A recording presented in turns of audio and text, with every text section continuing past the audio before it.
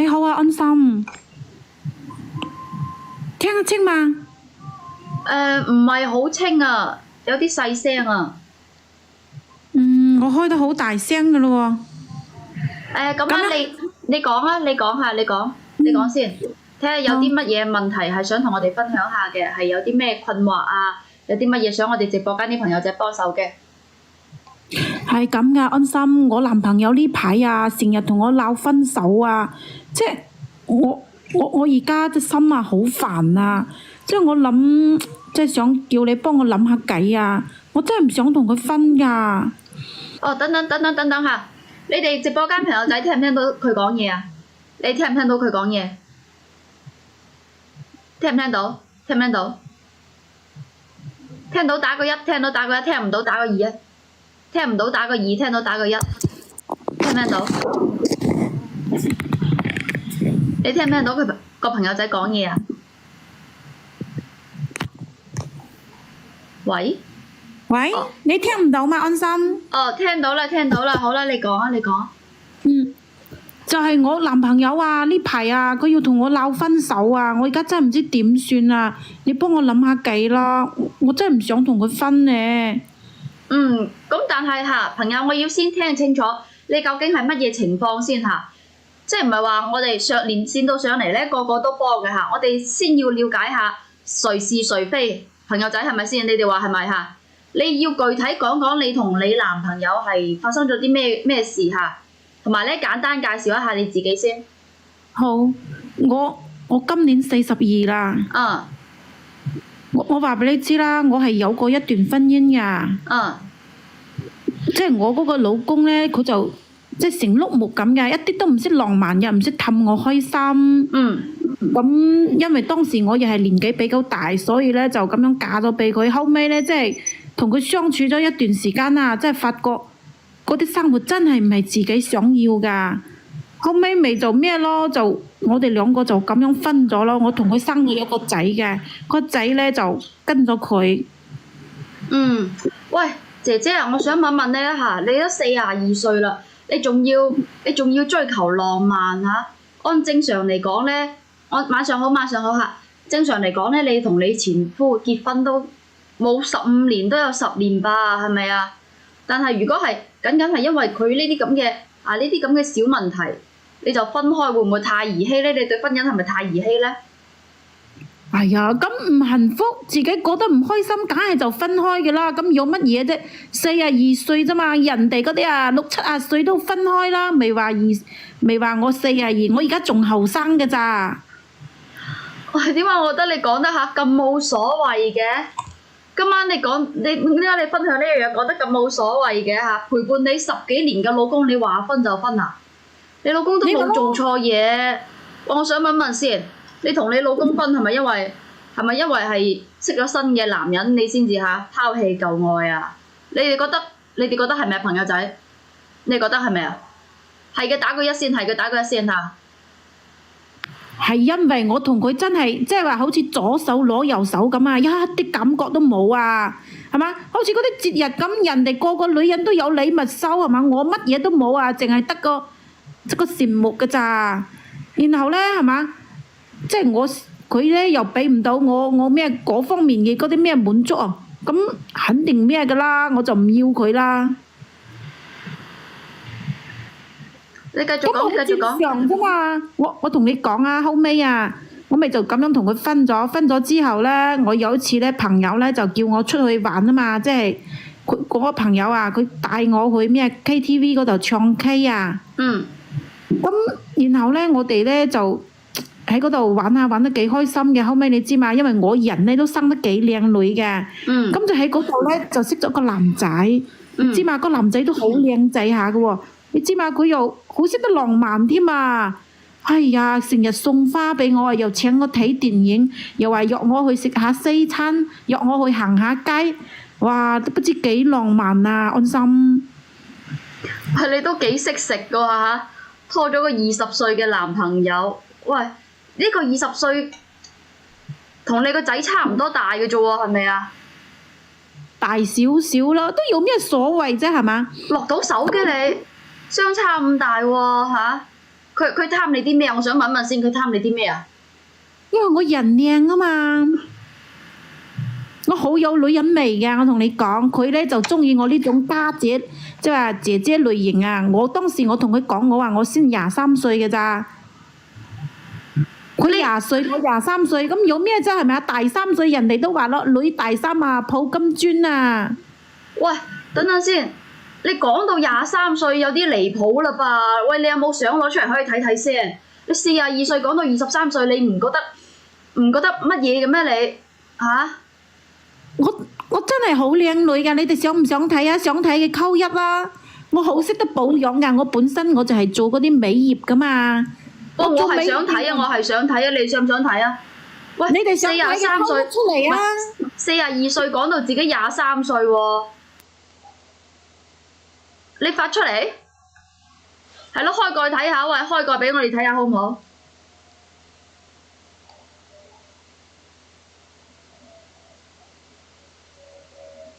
喂？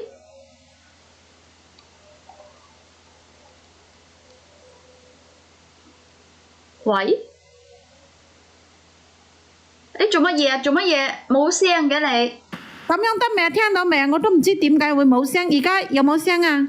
聽到啊！喂，你唔覺得怕醜？你唔覺得嗨臊嘅咩？42歲講成23歲，啊，想唔想睇？你想唔想睇先？保養㗎，安心。咩話？我好識得保養㗎。咁犀利！喂，你哋想唔想？係啊，開佢蓋啊！喂，你開蓋睇下先，開蓋先係真人，開個蓋嚟睇下。開蓋都得嘅，即係我而家咧有啲事要求助你哋，你哋幫我解決咗之後咧，我即刻就開蓋俾你哋睇。咁而家你哋想睇嘅話，我咁咯，我俾個照片啊安心咯。你哋想睇嘅話，問安心攞咯，好唔好啊？開視頻啊，個個都叫你開蓋啊！喂，開蓋嚟睇下先。開蓋冇問題㗎，即係我而家有啲事啊，即係心情唔係咁靚啊，開蓋嘅話影響我嘅心情啊。喂，你因為咁樣，你先發張相嚟俾我哋睇下先啦，好唔好？發張相先。啊，好啊，我而家就發過去啊。你哋想唔想睇？想唔想睇？想嘅打個1先，想嘅打個1先。想打個1。我而家就發，我而家就去揾照片。如果我發去粉絲群好唔好？發上去粉絲群，未點關注點關注入粉絲群嚇，我費事喺度我驚會有啲咩嚇。發粉絲群我哋全部發粉絲群嚇，點關注未點關注朋友點關注先啊！想睇嘅朋友打個1嚇，想睇嘅朋友直接點關注，點關注我哋入粉絲群，我哋放粉絲群。我睇下先，我就睇下要幾靚女先。哇！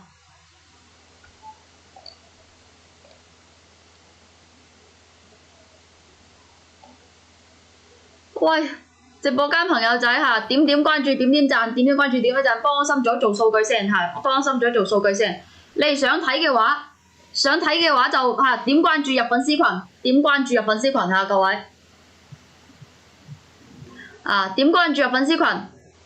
點樣入粉絲群咧？點關注去到我個主頁入粉絲群嚇，我發粉絲群嚇，費事俾人抬啊！喂，你哋入去入粉絲群啦，各位入粉絲群。安心啊，有冇睇到我嗰張照片係咪好靚呢？哎呀，唔使講啦，我都知道你靚，但係咧，我同你哋講啊，安心係咪好靚啊，朋友仔？我比安心啊，仲要靚10倍添啊！咁犀利啊！喂，其實我好差㗎咋，其實我真係唔係好好嚇，可能要去早做執一執嘅我。喂，未點關注點關注下，我哋放入粉絲群，睇到未？你哋睇到未？想睇嘅話係入粉絲群，點關注呢度點關注入粉絲群啊，各位。睇到未啊？睇到翻嚟睇，同我講下先，睇下你哋感受係點樣？係咪好靚呢？靚唔靚？各位啊，靚啊打個靚先，靚啊打個靚，唔靚啊打個2。俾我睇下靚唔靚，你哋嘅眼光係點樣？嗰啲男人睇到啊，今晚都瞓唔着覺噶啦。係啊，女人睇到咧，肯定都妒忌我咯，唔使講噶啦。晚上好，晚上好嚇，晚上好。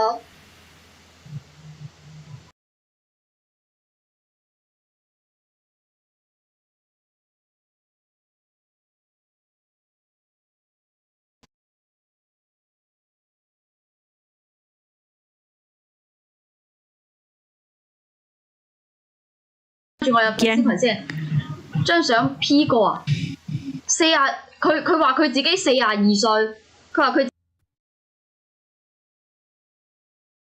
歲，多謝多謝嚇，唔夠我靚啊，多謝多謝多謝。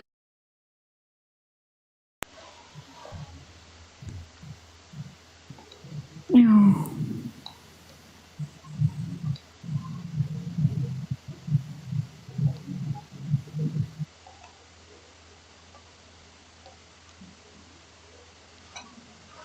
，52啊，你覺得係似52啊？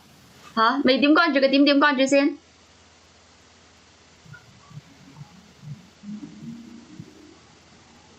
誒，卡住咗。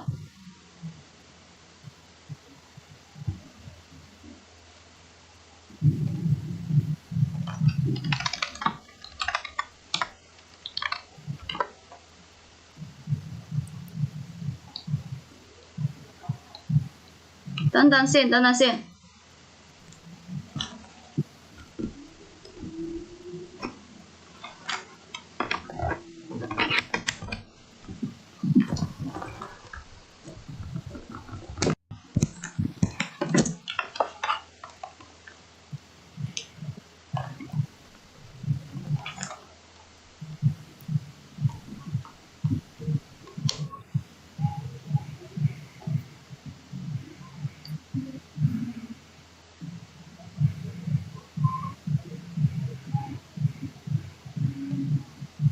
繼續講，你繼續講下。啱有啲事故，啱啱個網絡有啲問題嚇，我哋重新嚟過先。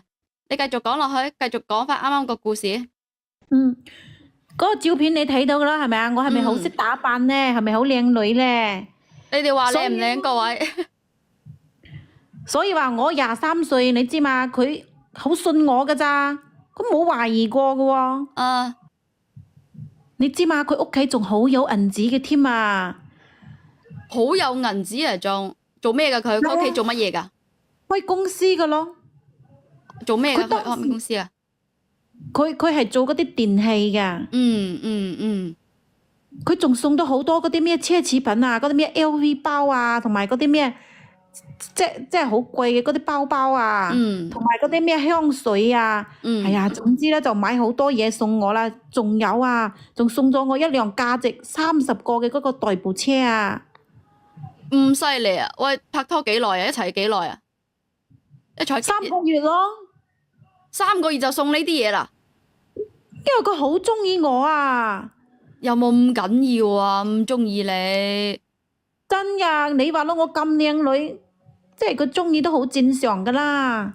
喂，我好好奇嚇，我好好奇有個問題，你個男朋友仔咁有錢，同埋咧你哋年紀相差咁大，你又可以做人哋阿媽，人哋又可以做你個仔，喂，仲咁迷戀你，其實你有冇啲咩過人之處㗎？你係咪有啲咩過人之處啊？冇乜嘢過人之處，我咪就係喺生活上即係比較識得照顧佢咯，嗰方面比較識得滿足佢咯，明嗎？哦，即係好犀利啊你！梗係啦，我都過來人啊嘛，人哋先20歲係咪啊？呢啲仲使講嘅？服啊你啊，真係服啊你啊！即係你老公滿足唔到你啊，20歲呢個嘢就滿足到你，係咪咁講？梗係啦，後生就後生啊嘛，係咪？人哋啲體力啊都好勁噶，所以我哋咪就咁樣咯，就不知幾 happy 啊！你知嘛？佢好在乎我噶喎。又點在乎你啊佢？即係有一次係嘛，我咪喺街嗰度撞到一個熟人嘅，咁即係一個男性朋友啊，佢同我打個招呼啫嘛。哇，你知嘛？佢好似呷大醋喎。佢同我講啊，佢話唔好同嗰啲咩男仔啊，即係傾偈啊，即係驚我俾人哋搶咗啊。你話咯，佢幾在乎我啊？仲有咧然後嚇，我去邊度啊，佢都會專程咁樣即係話接送我噶咋，唔放心我去即係話打車出去噶。嗯，哇，二佢邊度十歲，都專程接送，幾爽啊！我就應該唔係好人啊。其實我都有啲奇怪嚇，貪你咩咧？真係貪你技術好，真係貪你睇落去似23歲啊！你覺得佢似唔似23歲啊？同埋20歲，20歲呢只狼狗仔個佔有欲都幾犀利嘅喎，你覺唔覺啊？啊，多謝粉絲燈牌，多謝小心心嚇，多謝多謝。做咩啊？你哋又喺度咩啊？啊！人哋中意我，你哋又有意見啊？你喺度懷疑我啊？我唔知啊，你哋話啦，懷疑邊個好啊？懷疑阿小狼狗定懷疑佢啊？我覺得係兩個相差年紀咁大啊，肯定係有啲咩訴求啦，係咪啊？係咪咁講啊？你19我梗歲，係貪佢19歲，19歲你亂得滯啊！你以為係男仔我都中意嘅咩？咁佢有啲咩個人之處啊？咁佢有咩個人之處先？除咗有錢，除咗靚仔，仲有啲乜嘢？人哋嗰方面都好勁抽噶嘛。咁呢啲就係事實啊嘛，咁唔係點喎？係嘛？人哋又有銀紙又生得靚仔，咁呢兩點都已經夠吸引我噶啦，比我之前嗰個咩嗰個前夫唔知好幾多添啊！好好好，幾長幾大？喂，文哥啊，你咁嘅，你依家咁嘅，佢想睇尺寸係嘛？我都可以講俾你聽嘅，即係人哋都話啦，嗰2兩肉人哋啊，3兩肉都有啊，咁犀利啊！識轉梗係彎咩？啦。識轉彎咩？喂，你哋幾搞笑嘅你哋。所以話佢咩咯，好滿足得到我咯，而且我又滿足得到佢，咁咪 OK 咯，係嘛？一拍即響。我有啲接受唔到，就係做得你個仔嘅喎，你唔覺得有啲尷尬嘅咩吓？哎喲，咩尷尬啊！我帶佢出門啊，都不知幾有面啊，人哋都不知幾羨慕我啊，咁咩界喎？我啊巴不得啊，拖住佢手啊去行街啊！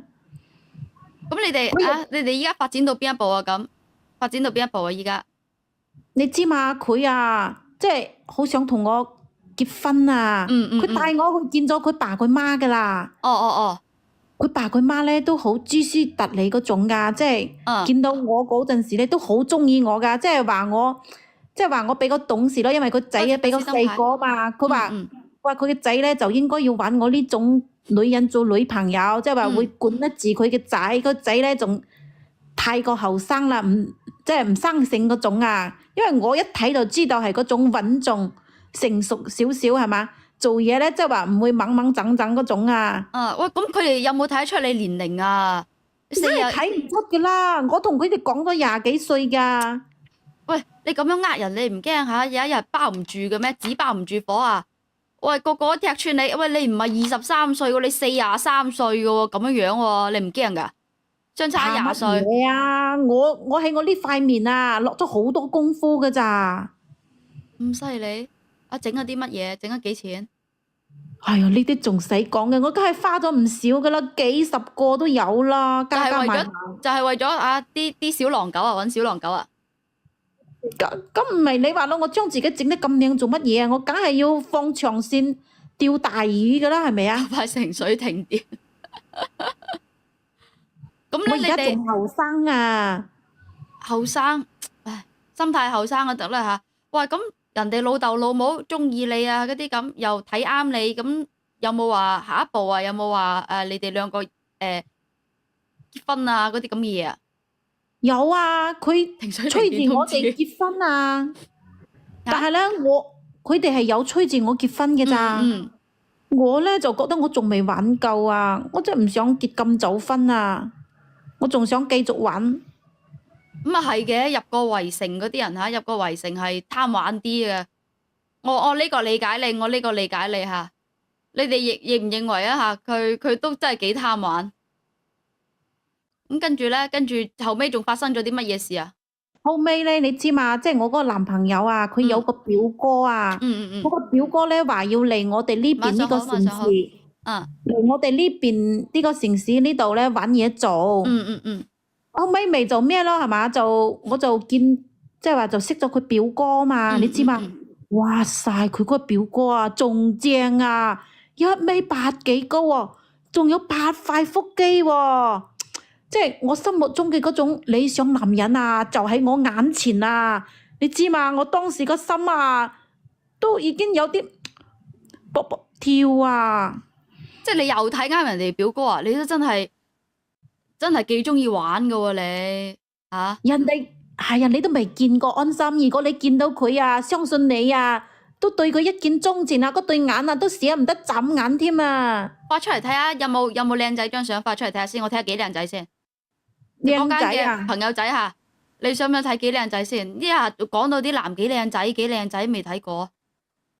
哇！所以話咯，你日日喺度直播，出邊啲男仔有幾靚仔，你都唔知。唔係啊，我就睇你啲眼光去到邊啊！個個你一話靚仔嘅，定係你猴擒啊？即係見到啊上啊！你係咪啊？係咪啊？你哋係咪咁樣認為啊？個個話靚仔嘅係男啊，話靚仔，即係有鬍鬚嘅老豆嗰啲係嘛？即係男係靚仔噶啦。你相信我啲品味啦，我啲品味都唔差噶咋。見到個個話靚仔嘅，你信唔信啊？佢呢個表哥真係比佢仲靚仔啊！即係我嗰個男朋友咧，佢就係瘦瘦地嘅，咁人哋呢個啊好有肌肉噶，你知嘛？咁你話咯，係女人都中意嗰種即係8塊腹肌嗰種噶啦。又滿足你啲咩要求啊？佢又滿足你邊一方面啊？又可以？我同你講，本身就冇乜嘢嘅，即係就咁樣識咋下佢，即係俾個欣賞佢，冇乜嘢嘅。咁有一次咧，佢嗰個表哥咧就話佢揾到嘢做啦，就好開心。然後咧，我哋咪就3個人就一齊即係飲咗啲8+1啊！即係又出事啦，又出咗啲咩事啦？係咪啊？飲8+1肯定會有嘢㗎。當時即係話大家都開心啊，即係話因為佢揾到嘢做啦嘛，就話飲啲咯，即係慶祝一下咯。咁結果咧，我嗰個男朋友咧，佢咧就即係唔係好識飲嘅，飲咗幾杯之後咧，佢就醉咗。醉咗之後咧，佢就返房休息咯。咁後尾咪就剩低我同佢表哥2個人喺埋一齊啊嘛。哎呀，你話咯，當時大家都傾得咁開心，咁我同佢表哥咪繼續飲咯。你知噶啦，一飲之後咧，肯定即係話會有啲熱啊嘛。佢個表哥咧就將嗰個衫嗰度啊，即係解開2粒扣啊，你知嘛？哇晒，佢嗰啲咩胸肌啊，好正啊！我當時咧又飲咗啲8+1係嘛，咁後尾我咪就攞手掂得下佢個腹肌咯。哇晒，你知嘛？我掂得下佢腹肌咋，佢就好大反應喎。佢當時啊，即時就抱住我喎，然後我跟住咧即時抱住你哋即時嚇，咁肯定啦。咁啊，我哋咪係咪啊？又咁啊？係啊，咪跳舞仔咯。非禮唔係非禮啊，你情我願啊！佢呢啲嚇見到男就上啦，佢餓啊，佢飢不擇食啊，即係個小狼狗已經嚇滿足唔到佢噶啦。個小狼狗滿足唔到佢啊！依家要揾個啲小狼狗升級版中狼狗啦，幾大啊？佢表哥啊！我想問問你，佢表哥幾大先？佢表哥咪比佢大得3歲咯，即係23歲啊！我真係同你相差20歲，又係相差20歲。喂，你都幾識食噶喎？我覺得你嚇真係離咗婚之後自我放飛啊！唔識食嘅你。單身梗係噶啦，係咪？我係單身噶，我有追求幸福嘅權利噶嘛。我中意邊個就中意邊個噶啦。不過你死啊死在嚇，你追求幸福啫，但係你拖住阿小狼狗，你仲要同佢表哥搞埋一齊啊你？係啊，都話嗰晚係飲大咗，就咁樣不知不覺噶咯。咁之後咧，當時都冇諗住嘅。之後你知嘛？你知噶啦，有咗第一次之後，學識好多嘢，教壞晒我係咪啊佢？你講啊，你繼續講下，你繼續講你故事先。有咗第一次之後，咁就翻尋味噶啦，即係食過翻尋味啊，明唔明啊？後尾我哋兩個咪經常就偷偷喺埋一齊咯。佢個表哥咧係有女朋友嘅，但係咧佢就唔知道我哋嘅事。嗯後尾同佢表哥接觸咗一段時間之後，你知嘛？我覺得佢嗰啲表哥啊，即係話更加之識得關心人啊，更啊，加之了解我啊，即係又體貼又温柔啊，而且佢嘅身材咧又正喎。哎呀，你知嘛？我同佢企埋一齊咋，好有嗰種安全感㗎，因為佢人哋生得好高大啊，你知唔知啊？喂，搜下褲度得唔得啊你？咩？你同個小狼狗一齊，你仲同佢表哥搞埋一齊，你搜下褲度得唔得？你雖然唔係話入咗圍城啫，但係都確定咗身份㗎啦，係咪啊？各位係咪咁樣講啊？嚇，真係好亂啊！人哋點講㗎？情到深處啊，情不自禁啊，控制唔到自己㗎。啊，我提醒你一句嚇，上得山多終遇虎啊！我同你講，我提醒你嚇，後尾你知嘛？我就有咗啊！邊個㗎？我有表哥嘅咯。即係玩過火啦，依家係咪啊？我有咗佢嘅 B 啊，然後嗯我未同佢講，你知嘛？佢聽咗之後啊，不知幾開心啊！哇，嗰個一排啊，佢即係對我特別之照顧啊！啊，我嗰陣時咧都覺得自己好幸福啊，即係可以得到咁好嘅一個男仔咁關心我。嗯，因為我一直後尾我就好依賴佢嘛，又好信任佢。哎呀，鬼知道咩？有一次啊，佢居然喺我嗰杯水嗰度啊，放咗一粒糖落去喎。嗰晚啊，即係我飲咗嗰杯水之後，我翻到屋企，我個肚啊就突然之間痛啊！放咗粒糖啊，即係嗰啲墮咩胎嗰啲咁嘅嘢啊，係咪啊？係呀，我點知佢會做嗰啲事嘅喎？我以為佢好開心會同我喺埋一齊添，鬼知咩？你都癲癲地嘅喎，你40幾歲啊，用下個腦啦，好唔好？你估啲小狼狗真係中意你㗎？玩下㗎咋，你唔好真係咁認真啦。你玩還玩，但係你咧依家玩出火啦，依家係咪？玩出火啦！哎呀，後尾我嗰個男朋友，你知嘛？我嗰晚咪肚好痛嘅，我男朋友佢就送咗我去家豪嗰度咯。啊，白大褂咧就問我做咩咁唔小心啊？佢話佢話嗰個蘇蝦啊冇保住啊，就咁樣冇咗。唉，我死咯！嗰個白大褂講出呢件事，我個男朋友當時啊，成個人啊都懵晒啊！點解嘅？你哋冇做過咩？因為我哋每次咧，佢都係有咩噶嘛，有戴嗰個耳遮噶嘛。哦，即係做足安全措施嘅。然後咧，你知嘛？嗰張病歷單嗰度啊，又有我嗰啲，即係我嗰個年紀啊，個年齡啊，又俾佢知道咗喎。哎呀，當時你知嘛？佢好嬲啊！佢當時舉起手就想對我喐手啊，後尾就忍住就冇喐手。喂，怪唔知得你唔想攞證啦嚇，原來就係咁樣，驚俾人知道你年齡，而唔係話真係想玩，係驚俾人知道年齡，抵㗎啦！你鬼叫你呃人咩？梗係喐你手㗎啦，唔通喐邊個啊？有安全唔係啊？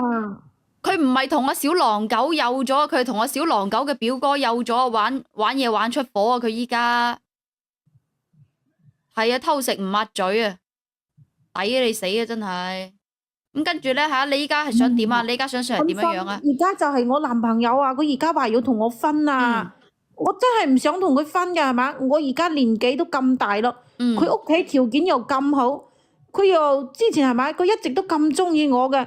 我梗係唔想同佢分開咯，我而家真係好驚，即係如果佢同我分開咗之後，我真係揾唔到咁好嘅男朋友噶啦。所以我而家咧就嚟求助一下安心，你幫我諗下計點樣先可以彎翻佢嗰條心，叫佢唔好同我分啊！喂，我想問一問你先嚇，你知唔知道錯嘅其實，或者係我問一問你知唔知自己錯喺邊度㗎？我知道，即係我唔應該背住佢同佢表哥喺埋一齊，我就係做錯咗呢啲小事啫嘛，我真係做咗即係男人都會犯嘅錯啫嘛。你呢啲叫小事啊？第一個你做錯咩啊？你呃人哋啊！你43歲，你42、43歲，你呃人哋幾多歲？你呃人哋23歲啊，相差20年啊！年紀都唔係問題，最緊要係咪兩個人真心相愛就得噶啦。佢知你年紀，佢有冇同你真心相愛？佢想喐你先啊，醒下啦，唔該你。我覺得佢都係中意我㗎，即係如果佢真係好嬲嘅話，佢當時咧都對我喐手啦，但係咧佢嗰陣時佢冇對我喐手啊，所以咧佢都仲係對我有感情有感覺㗎咋。喂，直播間朋友仔，你哋覺得你哋聽佢咁講，你覺得個小狼狗仲中唔中意佢啊？仲對佢有冇仲對佢有冇嗰啲感覺啊？有冇感情啊？係咯，中意個屁啊！中意你首先呃咗人咧，人哋可能或許佢真係想同你好好地過下去，但係咧你呃人哋年紀喎，你呢個年紀可以做得人哋阿媽啦，點樣同你一齊啊？你話係咪啊？你哋我只不過係佢嘅家姐咁嘅咋，我好識保養㗎。家咩姐，喂，你嘅年齡啊，你攤出嚟年齡啊，做得佢阿媽㗎啦，真係。年紀唔係問題啊，人哋嗰啲咪仲咩嘅，我呢啲算乜嘢喎？你有冇睇到網上嗰個啊？人哋嗰個人啊都已經70、80歲啦，係嘛？佢老公啊先得45歲，劉曉慶啊，你講緊另一個啊，嗰個跳舞即係亦都係，我唔記得叫咩名啦，即係佢嗰個老婆啊都已經好大年紀㗎多謝啦。粉絲燈牌，多謝。我呢啲算乜嘢喎？係咯，我朋友講啊，問題係年紀啊，問題係年齡啊。個男仔啊，知道你咁樣做啊，就已經係即知道你真實年齡啊，都唔想睬你啦，已經。哎呀，我覺得咧，佢係中意我嘅，即係仲未話一啲感情都冇嘅，只不過佢當時好發嬲啫嘛。但係咧，你話咯，過一排佢就會消咗氣噶嘛。嗯，你話咯，哎呀，你哋幫我諗下計啦，好唔好啊？如果佢真係同我分開咗，你話我點算啊？我去邊度揾咁好嘅男朋友喎？又關注唔到我啊！你刪咗個關注下，關注我。你唔好關注另一個，關注我下。係咯，係個男都接受唔到你咁大年齡啦，仲要其實你唔單止犯咗一樣錯，你犯咗3樣錯。第一個年齡你就呃佢啦，第二個咧，你呃佢話小西瓜咪同佢表哥一齊咗。第三個咧就同佢表哥有埋小西瓜。咁唔發生都發生咗啦，係嘛？嗰啲事我以後啊，即係我可以保證唔同佢表哥有聯繫㗎啦。你想我點幫你啊嚇？你想我點樣幫你？你講啊！你幫我勸下佢好唔好啊？直播間人們，你哋覺得應唔應該幫佢啊？幫唔幫啊？幫嘅話打個幫字啊，唔幫嘅話打個2啊，唔幫打個2啊。你覺得應唔應該幫啊？呢你哋啲人幫下我啦，好唔好啊？真係大家都係女人係咪啊？我而家真係好可憐㗎。你可憐我同你講下，你由頭到尾咧都係帶欺騙成分、欺騙嘅性質去對待呢段感情，去對待小狼狗，你覺得可以長久發展咩？其實，如果你真係愛佢啊，即係講到如果你真係愛佢嘅話，你係應該一早就同佢坦誠，我今年係幾歲，我係做乜嘢嘅，我係幾歲嘅。即係如果你係真心想同人哋相處嘅話，係咪啊？你哋係咪咁樣認為先？直播間朋友仔，你哋係咪認為先？如果真係愛一個人，你開初就唔好用欺騙嘅手段去同佢講，我今年23歲，其實你係40幾歲噶啦。其實你係為咗滿足自己嘅一啲嗰啲虛榮心啊，滿足自己啲私欲咯嚇。但係咧，你唔記得咗嗰句啊？紙永遠都包唔住火嘅。你講得多大話咧，係冇人信你噶啦，知唔知啊？唉呀，咁如果我當時啊同佢講咗我嘅年紀啊，佢早就唔睬我啦，係咪啊？梗係唔可以爆自己嘅年紀噶啦。即係你覺得依家你依家係咪仲覺得自己冇問題冇錯啊？我只不過就係同佢表哥呢度啫嘛，人哋都話咯，係咪浪子回頭金不換啊？咁我就係做錯咗呢一次少少事啫嘛，咁我知錯能改咪得咯。我都希望你下經呢一事都會長一智。我講唔醒你呢件事教得醒你。你自己試下再聯繫一下，聯繫翻你個小男朋友咯。你用真誠嘅態度去對佢，睇下佢睬唔睬你，同埋同佢道歉啊，睇下佢可唔可以將件事翻邊。安心啊，咁樣咯，我將我男朋友嘅嗰個電話啊，發過去俾你，你落咗波之後，你幫我俾個電話佢，幫我勸一下佢好唔好啊？我點勸啊？吓，我點樣幫你勸啊？呢啲嘢你自己直接面對啦，好唔好？好唔好自己面對？哎呀，真係我而家真係唔知點算，我而家打電話俾佢，佢又唔聽，發信息又唔回啊，所以拉黑我先嚟晒你啊！求助你啊。係咯，你一開始就係錯。所以話我想叫你幫我勸一下佢。直播間嘅朋友仔幫唔幫啊？幫唔幫佢打呢個電話？幫唔幫佢聯繫？幫嘅話打個1，唔幫打個2，唔幫打個2，是非理佢。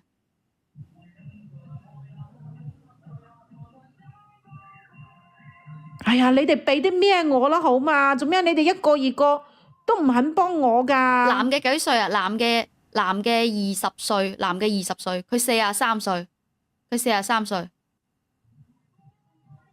年紀唔係問題啊。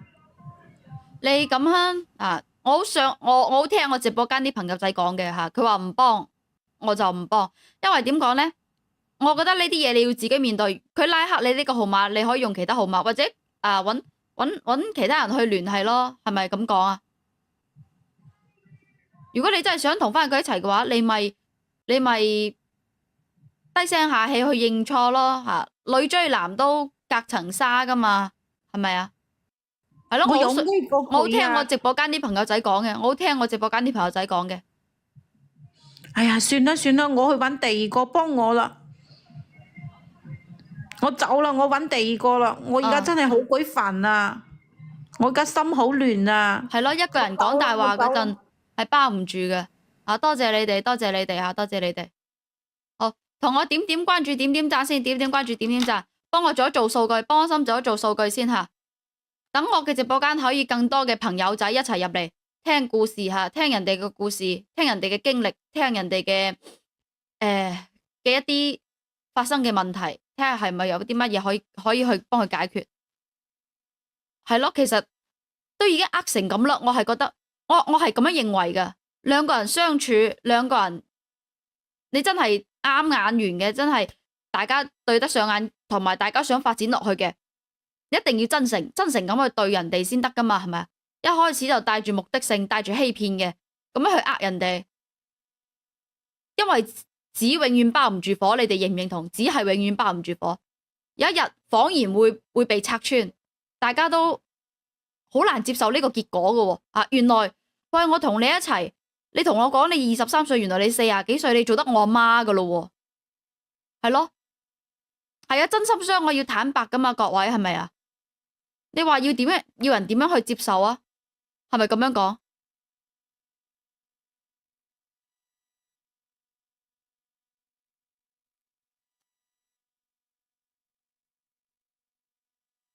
作出瓊瑤嘅故事。好，直播間嘅朋友仔吓，因為我係覺得一段感情咧，一定係要兩個人真心坦誠去對待。43歲睇唔出咩？佢因為做嗰啲咩啊？做嗰啲呢度打嗰度打下，呢度打下嗰啲啊，係啊。我哋睇下，我哋繼續做一做數據先吓，做一做數據未點關注，點點關注。我哋聽下下一位朋友嘅連線，睇下佢係有乜嘢要分享嘅先吓。幫安心做一做直播間嘅數據吓，多謝你哋，多謝你哋。我想等更多嘅朋友可以入到嚟吓，可以入到嚟去睇下，去幫助人哋。因為我開呢個直播係為咗去幫人嘅。好多謝你哋，多謝你哋吓，多謝關注。你好，安心。你好啊，朋友，你好啊。我依家有個好棘手嘅問題啊，我依家好驚啊。你咩事啊？你慢慢講先，慢慢講先。我同我老公結婚成2年噶啦，我依家陀住個大肚噶。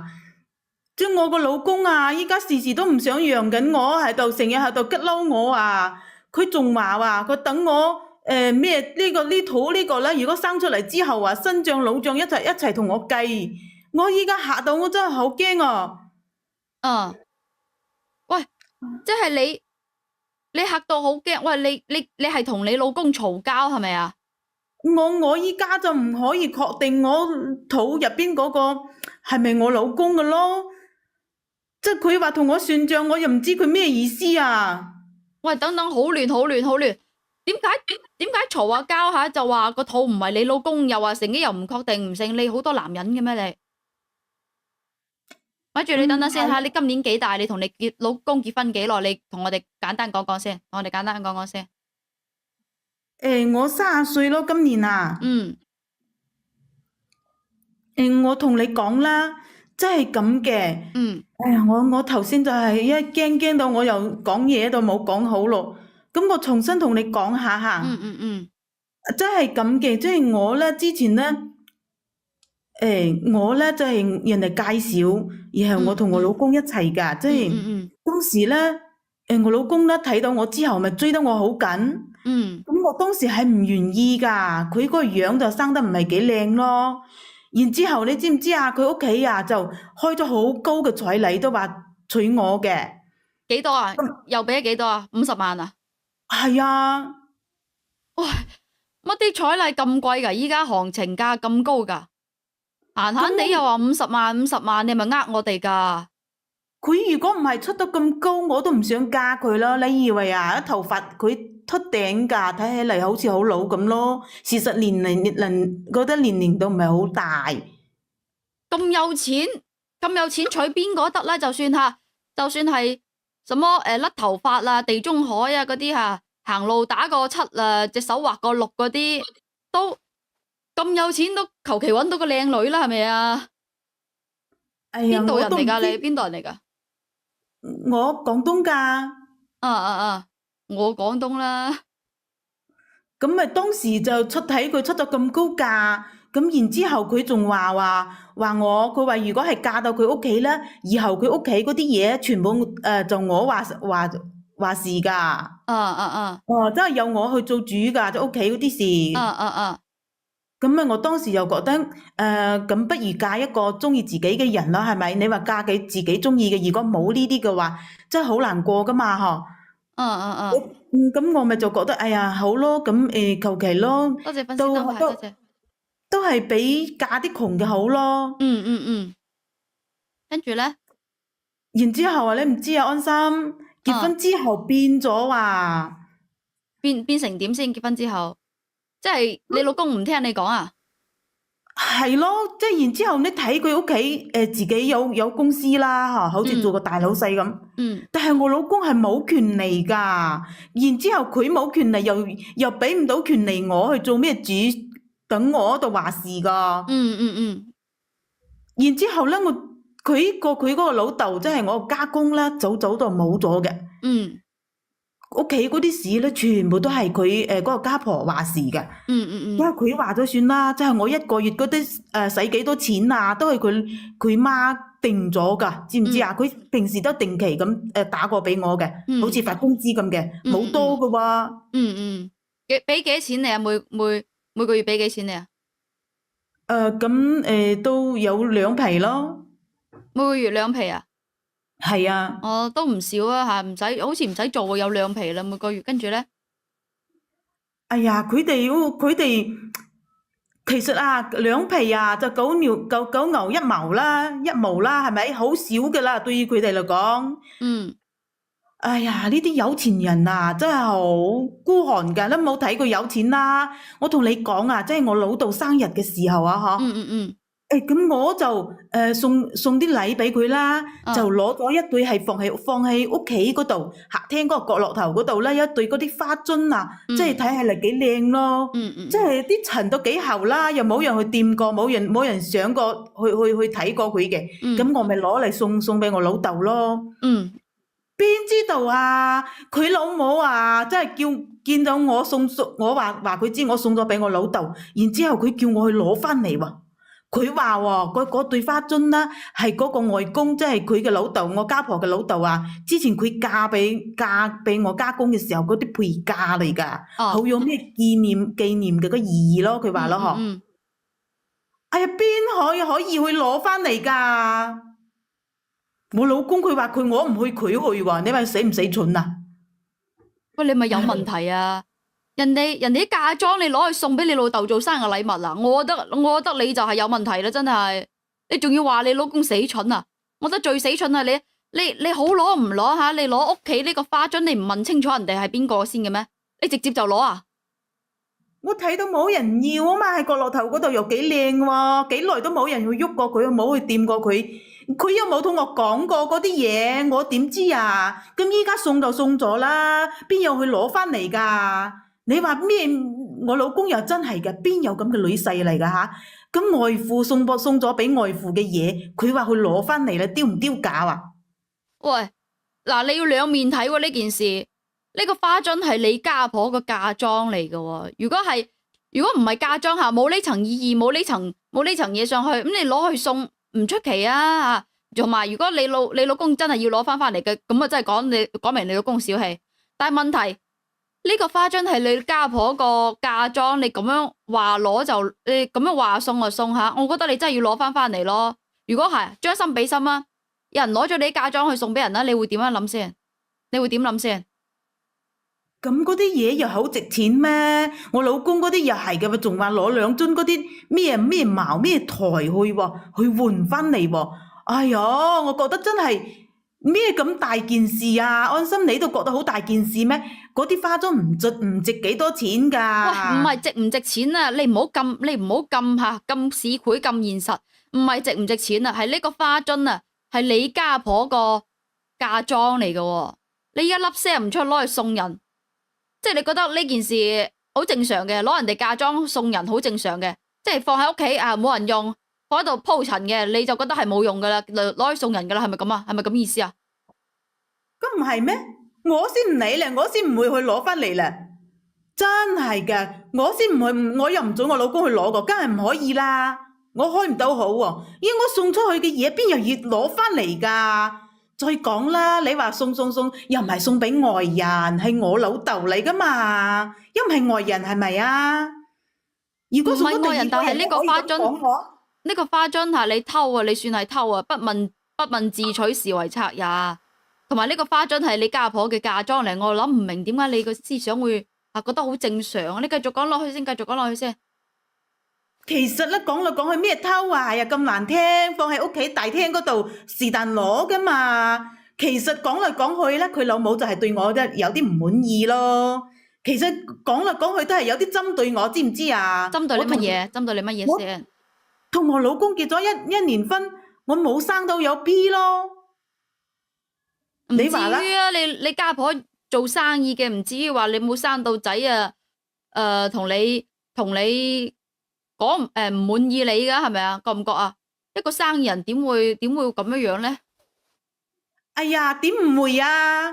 睇到我一年冇生啫，佢就依家就開始喺度叫我去呢度檢查嗰度檢查啦。你以為啊？檢查完啦，就執翻落一堆嗰啲片叫我食，成日買啲亂七八糟嗰啲補品啊，乜嘢煲下嘅，煲出嗰啲茶啊，又叫我飲喎。嗯。你話咧？如果唔係對我有意見，點解搞咁多啊？我實係有意見咧，你話係咪咧？安心咁啊有意見啦！喂，人哋只係想抱孫吓，睇下你係咪有啲咩難言之隱啊，或者係乜嘢嗰啲啊，帶你去做下個檢查啊，等個身體好就咁啊，有 BB 啫，人哋都係為咗你好啫，係咪咁啊？你哋認唔認為咧？真係一個你家婆又唔係話嗰啲嗰啲蒙塞嗰啲人，你家婆做生意人嚟嘅喎嚇，見得多大場面啦，佢使咁樣用呢啲嘢同你搞針對咩？你覺唔覺？啊朋友仔，你哋覺唔覺啦？點唔針對咧？咪就係一對花樽啊嘛，然後就喺度做咩對嗰啲攞咗嗰對花樽出去咁大意見咧？係咪？就係真係因為有意見啊嘛，成年咪見到我陀就有 B 啦，如果有嘅話冇咁大意見啦，係咪？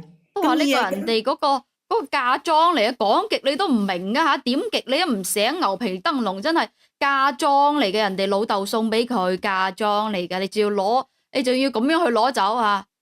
點唔嬲你啊？就得我呢個新抱，俾新抱即係全家寶啦，係咪？哎呀，日日攞咗就喺度啊，咩咯喎？嫁妝就咩可以帶就帶邊度去啊？係咪？咁你到時都係傳翻俾個仔噶嘛，俾我呢個做新抱噶嘛，係咪？喂，咁喂，反正佢屋企啲財產係你不如依家懟冧佢嗰個咧，你咁講，你不如就要懟冧佢咧，係咪咁認為啊？各位，按照你咁意思吓，反正間廠間公司遲早都係我噶啦，遲早都係我老公啦。我而家懟冧個嘢先，我而家懟冧我家婆先。你而家就咁嘅意思，咁我又冇咁講。係咪啊？係咪咁講啊？係咪啊？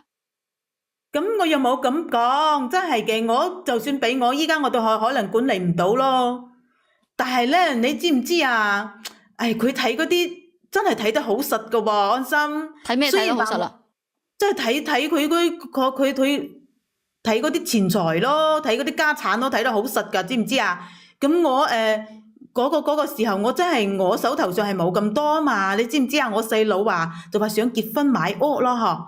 我老豆老母攞唔出咁多嚟首付啦，嗬。當時咧，我就叫我老公同我家婆度講，我話同阿家婆講下啦，借我40個啦，嗬。你知唔知佢老母係點啊？佢話可以，就叫我細佬喎寫住個欠條俾佢喎。多謝粉絲燈牌。跟住咧，即係正常啊，我覺得正常嚇。借錢寫欠條係正常，各位你哋正唔正常？你哋認為正唔正常先？借錢寫欠條好正常啊。仲叫我簽埋名添喎。肯定要啦，係啊，肯定要啊。但係我死鬼老公又係死蠢喎，你知唔知啊？即係佢老豆話乜嘢，佢老母話乜嘢就乜嘢咯，即係全部照做喎，叫我去簽字，叫我細佬去寫嗰條條喎，真係好無語啊！咩家庭嚟㗎？真係咁孤寒嘅咩？佢哋唔爭呢啲錢㗎嘛，大把㗎係嘛？唉，我覺得係咪有錢嘅人越有錢越孤寒㗎？親兄弟都明算賬啦。更何況嚇係你家婆借俾你細佬啊，借俾你外家啊，你覺得唔應該要寫翻條欠條咩？同埋大嗱40萬喎，人哋做生意即係唔係印銀紙㗎，大佬啊，你用下個腦得唔得啊？即係我覺得你蒙塞嘅嚇，即係奇奇怪怪。我都話啦，你俾人接懟冧人哋老母啊，繼承人哋間廠，繼承人哋啲遺產好過啦，繼承人啲家產好過啦，真係寫個欠條啫，冇問題啊，我覺得。係啦，如果冇寫欠條呢啲人，我會覺得好似你咁樣咧，我覺得好似你啲人咁咧嚇，冇寫欠條，你肯定會賴住呢筆數唔俾嘅。你哋認唔認為啊？你贊唔贊同啊？我係咁樣認為啊！聽你講咁耐，聽你講咁耐嘢，人哋嫁妝你又攞出去送俾人，又話呢樣嗰樣啊，40萬，人哋借40萬俾你，喂，就有一句啊，借俾你係人情，唔借俾你係道理啊！你有冇聽過呢句？你有冇聽過呢句話㗎？安心，邊個冇遇到手頭緊嘅時候啊？搞到一家人嚟㗎，搞得好似好生分咁。親兄弟都明算賬啦，更何況你家婆同你細佬隔咗幾層關係啊？親兄弟係要分家嘅，我係佢新抱嚟㗎，佢都從來都唔攞我當一家人嘅，你明唔明啊？我唔係好明咯，我覺得寫欠條係好正常喎，你哋覺得正唔正常啊，朋友仔啊？我覺得寫欠條好正常咯，我覺得係你唔正常啫。我唔俾寫嘅喎，我唔俾寫嘅喎，我叫我細佬唔好寫，邊寫俾佢啊？唔借俾你啦，人哋嚇唔寫咪唔借俾你啦。咁我日日我同我老公嗰度嘈交咯，我係嘈俾佢聽㗎，我故意好大聲㗎，我等佢老母聽下呢啲話咯，俾佢聽下我講啲説話咯。咁跟住咧，人哋有冇驚你？人哋有冇買你怕？俾啦，人哋呀，搞到佢冇辦法啦，就俾咗一張卡我咯，就俾我細佬做首付咯。有冇寫欠條啊？唔寫㗎，我點樣寫俾佢啊？其實呢啲人啊，就係欺軟怕硬㗎，你知唔知啊？我如果係唔咁嘅，真係攞我當病貓㗎咯喎嗬！我覺得呢啲人本身就係啦，又唔係冇喺度搞乜鬼啊？搞寫個死人頭，你就頭先就講啦，係咪？咁之後你8年之後嗰啲嘢都係我同我老公噶啦，係咪？搞咁多做乜嘢喎？你搞咁多做咩啫？直接懟冧你家婆好過啦！你喺度啊，又話人哋要你寫欠條，你又各諸多藉口啊，諸多呢啲咁嘅意見，反正都係你哋噶啦，懟冧個老嘢啫，懟冧啫。真係黐鳩線，我覺得你啲咁嘅，我覺得你啲思想真係，唉，你唔明噶啦，安心。其實我好想，我以為我嫁過去，你真係可以當家作主噶。我真係以為嫁過去真係好有啲日子好好過嘅咋。我冇諗到咁真係好委屈，好焗噶，真係焗到心頭就唔舒服啦。唉，講我依家真係我覺得，唉，都不如未嫁嗰時啊，又自由，又咩唔使咁委屈，嗯，咁離大嘅公司，婚算啦，咁你又嫁過去又委屈嗱，兩皮一個月，每個月就咁攞兩皮去做生活費，你一話委屈啊，你都幾大怨氣啊，你都真係幾貪心噶喎嚇。咩貪心啊！我唔係想喺屋企度坐住唔做嘢，攞埋啲月嗰啲散使㗎。其實我好想去佢公司度做嘢㗎，咁大嘅公司安排一個小小嘅領導俾我做都唔得。你咩唉咩料先得㗎？你要知道係咪咁認為啊？各位嚇，你要自己咩新鮮蘿蔔皮嚇，幾斤幾兩，你要對自己你有一個清楚嘅認知，唔好話我嫁到入嚟我就要享福㗎啦，我嫁到入嚟我就要去公司做嘢㗎啦，你要掂量自己幾斤幾兩先得㗎，係咪咁認為啊？我都有讀啲中專㗎，我都學啲嗰啲咩設計咩出嚟㗎。嗯，咁人哋冇啱你嘅職唉，位係㗎啦嚇，咁你咪自即己係叫我係。喂屋企公司冇啱你嘅職位，你咪自己出去揾嘢做咯。咁如果我唔做都可以，咁我想叫佢安排我細佬去，我老公都話唔得咯，都話佢老母啊咩話定咗規矩嗰啲咩規矩㗎，都唔可以用親戚㗎。佢話咩啊吓？嗯。你話啦，我所以話佢從一開始係就喺度針對我，擺明喺度咩啊，即係好似同我唔係佢一家人咁咯，劃清界線嗰種咯。喂，我一覺得開始都係睇我唔起啦。如果你真係想人哋睇得起嘅，你做一個手心向上嘅人啊，唔好成日靠屋企啊，唔好靠你家婆嗰間公司。你細佬想做嘢嘅，自己出去揾嘢做。你想俾人哋睇得起你嘅，你要先自己獨立睇得起自己先。你就睇唔起自己嘅我覺得我就係想入去做嗰啲唔使做嘢但有錢收嗰啲，你得先得㗎，大佬啊！我都想做嘢，佢唔肯俾我去啫嘛。咁咩啦？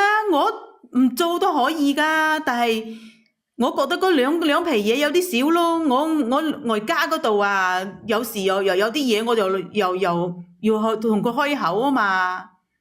反正我覺得你過得一啲都唔舒服啊。咁啊嚟係啦，覺得唔舒服，覺唔覺啊？認唔認同啊？各位覺得唔舒服你嚟咪係咯。我點解要嚟啊？你自己我做咩覺得唔要嚟啊？舒服啦，又話對你家婆咁多意見啦。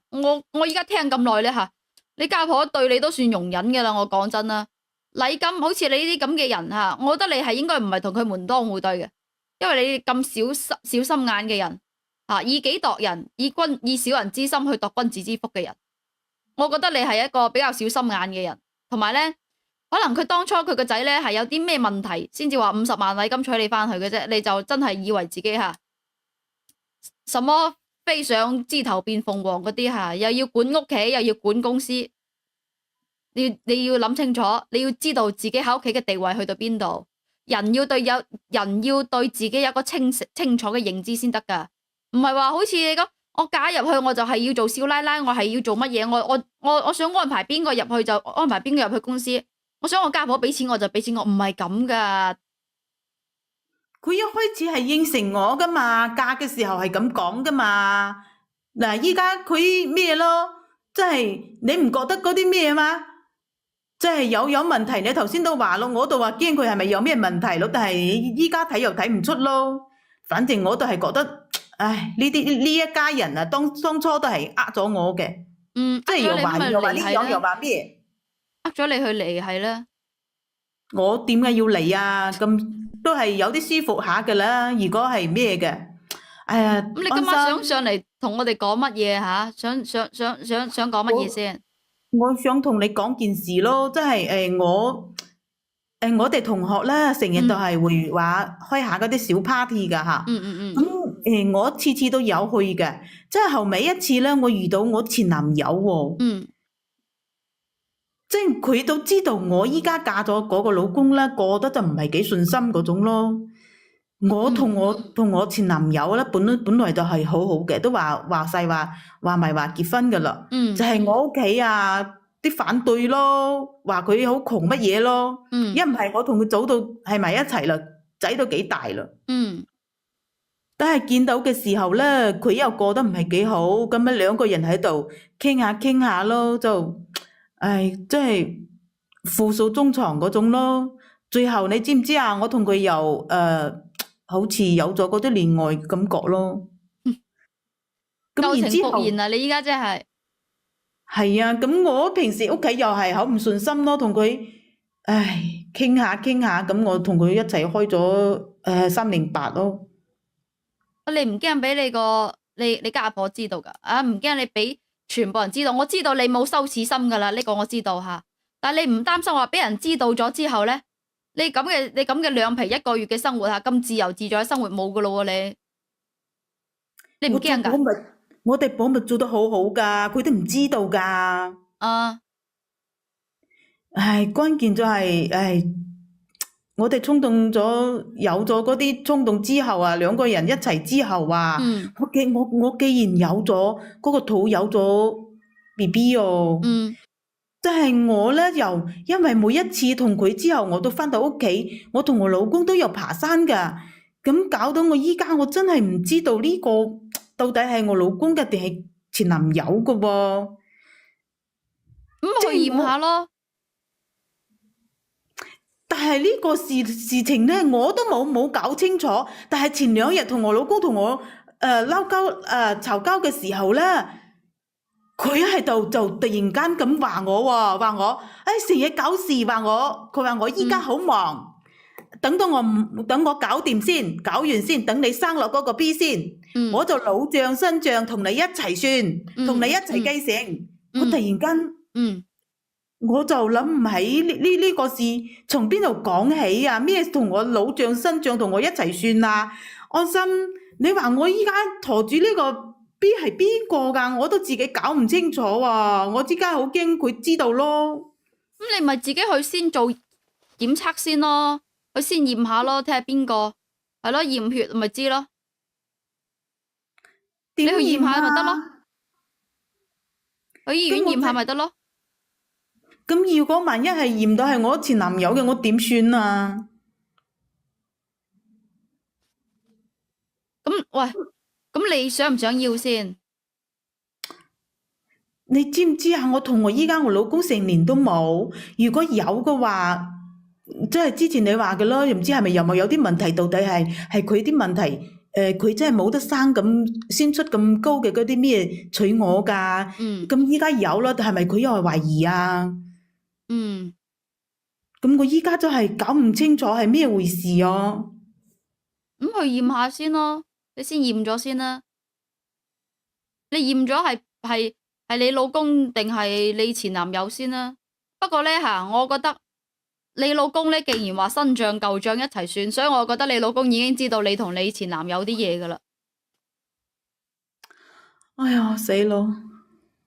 咁你話安心，你幫我諗下計啦。如果係萬一係我前男友嘅，咁我最好係點算啊？咁我有個準備嘅喎，一係冇後路，我就死得好慘嘅喎。你自己攞嚟嘅，你覺得係咪啊？你自己死得好慘啊！但係問題你自己錯先喎，喺屋企又唔好好安守本分，做好輔導，守好輔導，做好一個老婆應該做嘅嘢。你仲要出去搞3搞4，搵前男友一齊仲要搞大埋個肚，係咯？早知今日何必當初咧？咁真係，同埋咧，我覺得我都係諗住係咪佢真係唔識生嘅？咁然之後我有咗之後，佢又覺得哇，佢係唔得生嘅，然後我識有，佢唔知道我同我前男友嗰個事咧。你咪試下咯，你睇下人哋會點樣對你。你唔好唔記得你有個做生意嘅家婆嘅，人哋手段好犀利噶。做生意人唔蠢噶，我同你講，都好辣噶，心狠手辣嗰啲人嚟噶。我只能係勸你一句啦，你自己好自為之，自求多福啦。無論個 BB 係邊個嘅話，因為你已經觸碰到婚姻呢個底線，觸碰到你老公嘅底線。無論 BB 係邊個，你老公你都係做咗啲令你老公不可能原諒你嘅事。可能個 BB 係你老公嘅，你都話啦，個 BB 你同你老公成年冇搞嘢啦，個 BB 肯定唔係你老公噶啦。唔係有嘅，一直同佢有嘅，真係1年都冇陀都有，即係同我個前男友搞咗2次之後都有咗，嗯，咁我就係搞唔清楚到底係我老公嘅係佢嘅。我都話叫你去驗下咯。好，好啊，我去驗下佢先啦。如果驗到係前男友嘅，就點算啊？嗰個點算咪點算咯？你睇下你前男友肯唔肯養你咯？你前男友有冇圍城㗎？係咪入咗圍城㗎？有啊，咁我就唔知點樣幫你啦嚇，我真係唔知點樣幫你。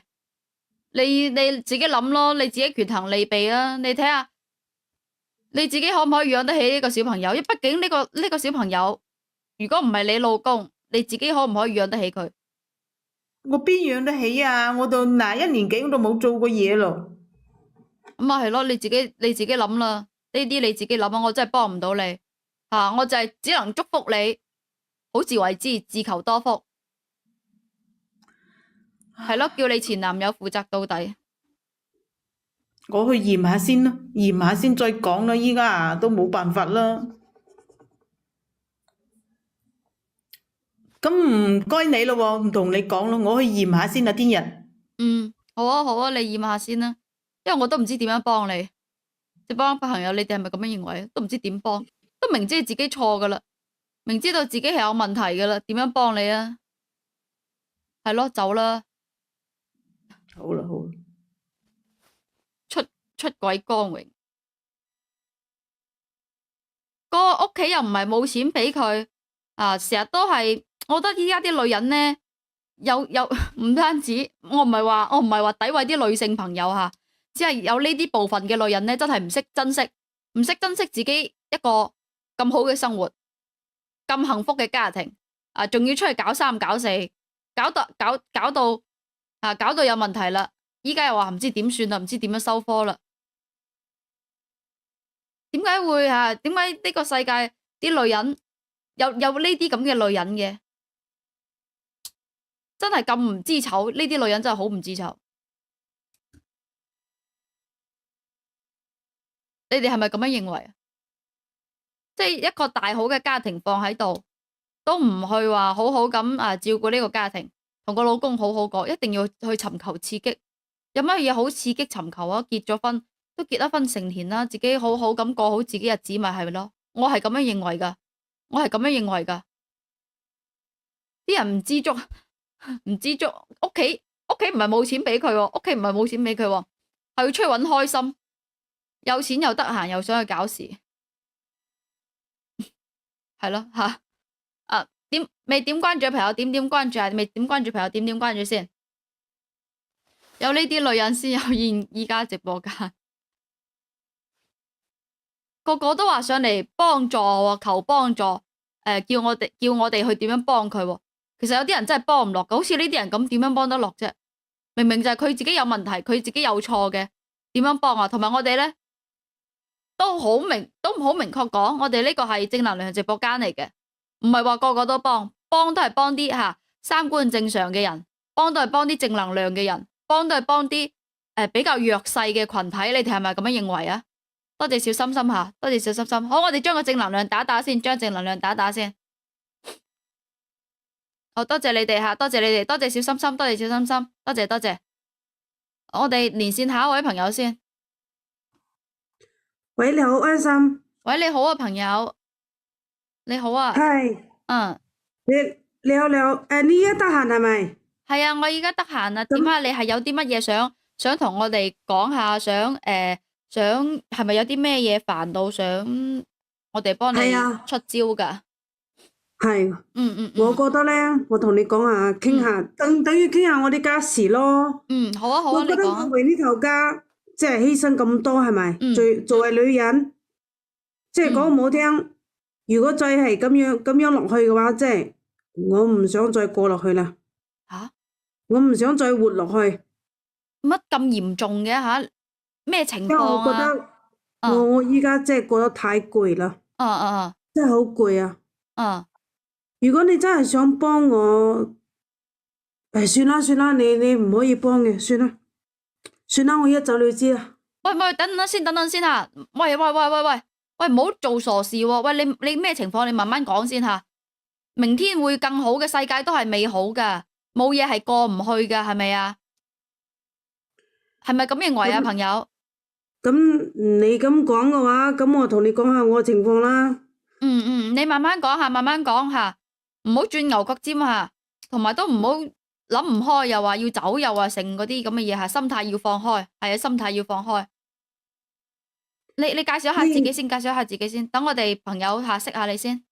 係我叫李燕，40歲，我有2個細路仔，大個初一，細個3年級，係咪？我哋作為女人，當然作為我都為咗照顧呢個家庭，我賣咗我以前咧喺佛山嗰套樓，我翻到我老公鄉下呢邊嚟住，我當時都為咗好咁照顧家庭，咁唔使兩公婆分開係咪？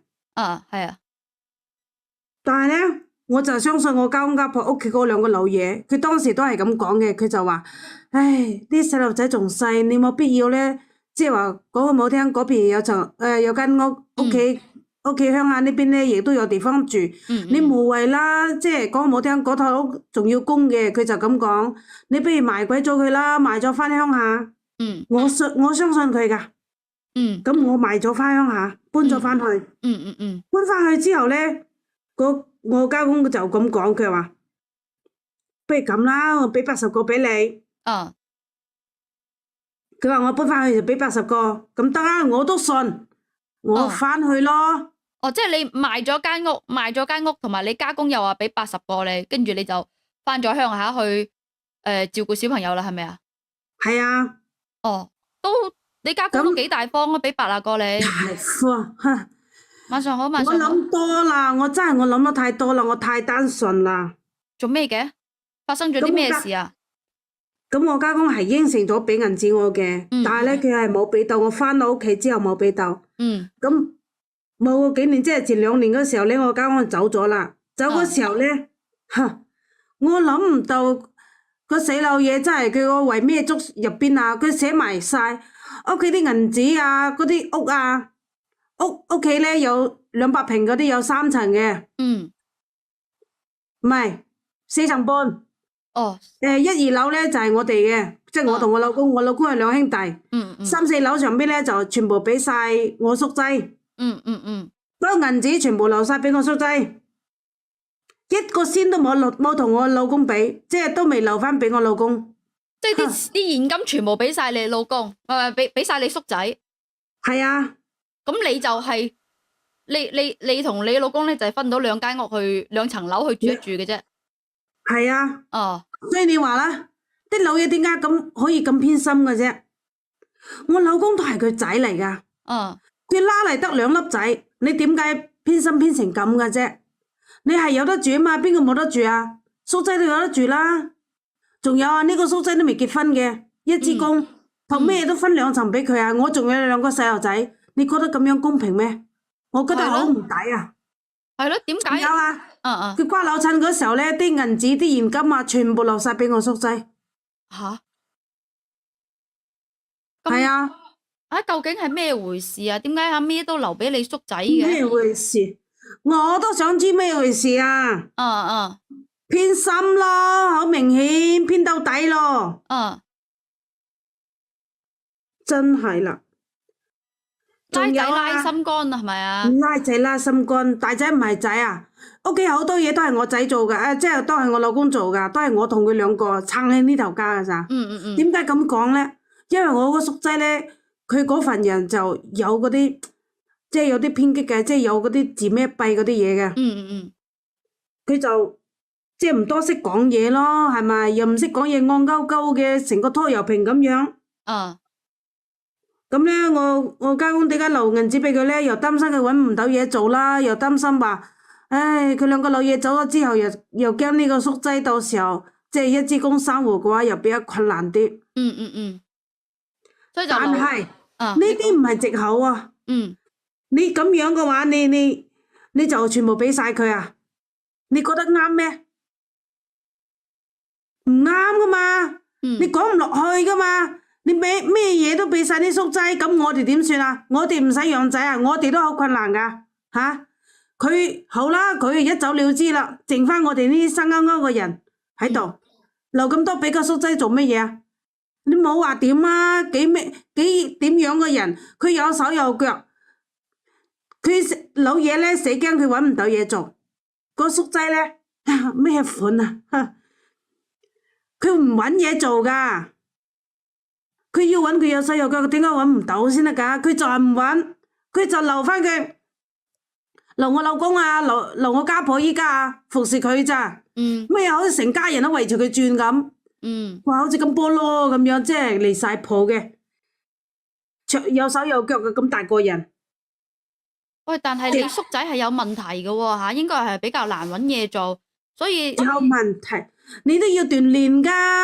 佢呢種問題，佢要多啲接觸人㗎。你乜嘢都唔做，你點講得過去啊？嚇！仲下下都要依靠呢個老嘢，依靠我老公，咁點解銀紙唔分啲啊？點講咧？你叔仔有問題啊嘛，同埋出到去社會呢啲咁嘅自咩弊症呢啲人咧，都好容易會有歧視，會有人會有人笑佢噶。我覺得你哋講得唔好聽，好多時候啊，我睇唔落去啦，好似個 BB 咁樣，真係啦。要全部人圍住佢轉，咁佢先開心嘅。如果唔係嘅話，有時啊，有時好似發神經咁樣，所以我真係我睇唔落去啦。我就話呢啲人好似咩啊，似個廢人咁樣，正一廢柴，養佢喺度嘅話都係嘥糧食㗎咋。唔係你哋一家人嚟㗎，一家人都要守望相互先得㗎。同埋咧，我覺得即係如果嚇你叔仔好人好姐嘅話，冇咩問題嘅話咧。我覺得你家公咁樣留錢俾佢，確實係你家公有問題，啲錢俾晒個叔仔。但係問題依家你個叔仔依家係好似不能自理，有嗰啲咩自咩弊嗰啲症，呢啲人都比較難搞，同埋出到社會佢又唔識同人哋打交道嘅。佢多講就得㗎啦，乜嘢唔係去教啊？要成長㗎嘛。仲有你直播間嗰啲咩啊？唔放心，咩留俾佢啊？值得咩？可以咩？佢成個戇仔咁樣，你留俾佢有咩用啫？咩憎我呢種人，討厭我呢種人啊？啲黐線嘅真係啦！你講嗰啲咩衰嘢？你直播間嗰啲咩鬼粉絲嚟？唔係你睇錯咗係咪啊？佢話如果身體冇問題，喺屋企好食懶做嗰啲，佢就唔中意呢啲人。但係你話分兩頭啊！你叔仔係嗰啲有咩問題嘅喎？嚇？有問題，咁我唔使養家嘅咩？我都好大困難添。咁有冇人睇我啊？個死老嘢又係咁，一分錢都唔留俾我哋，全部留晒俾個叔仔，有咩用先得噶？佢正一廢柴嚟嘅。咁我睇唔過去啊嘛，係咪？咁所以話講個唔好聽，有好多時候咧，我都想整下佢嘅，我唔怕，主席咁同你講。你點樣整佢啊？嗱嗰日咧，佢不嬲都唔洗衫噶，咁我咪指意佢咯，我話嗱。趁住熱頭大啊，然之後咧將屋企嗰啲厚嗰啲衫啊，同埋嗰啲被鋪啊、梳化套啊嗰啲全部洗晒佢，我就話俾佢知，洗完之後咧就攞上去樓頂去曬。你知啦，樓頂嗰度有扇門噶嘛，佢鎖住人哋喺樓頂啊？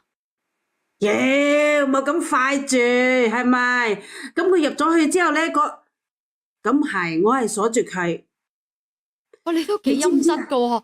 你叔仔唔係話質啊？佢正傻仔，佢唔識講嘢係咪？佢唔識點樣去表達，成個人佢開唔到門嘅話，佢成個頭中落去嗰道門嗰度，噼哩啪亮，跟住咧嗰度，咦呀，哇！即係我都舒服晒，我個心都有啲舒服。你諗下，如果有人問，如果我家婆問我嘅話，我就咁樣，我話。當時阿風大啊，一個唔覺咧，嗰風吹嗰扇門關埋咋，唔關我事㗎，係咪咁講？佢喺度點解可以咁嘅？出咗事點算啊？如果佢真係有問題嚇，發作跳咗落嚟咁點算啊？冇一條人命㗎喎！跳咗落嚟都係佢自己嘅咋，自己攞嚟嘅，關我咩事啫？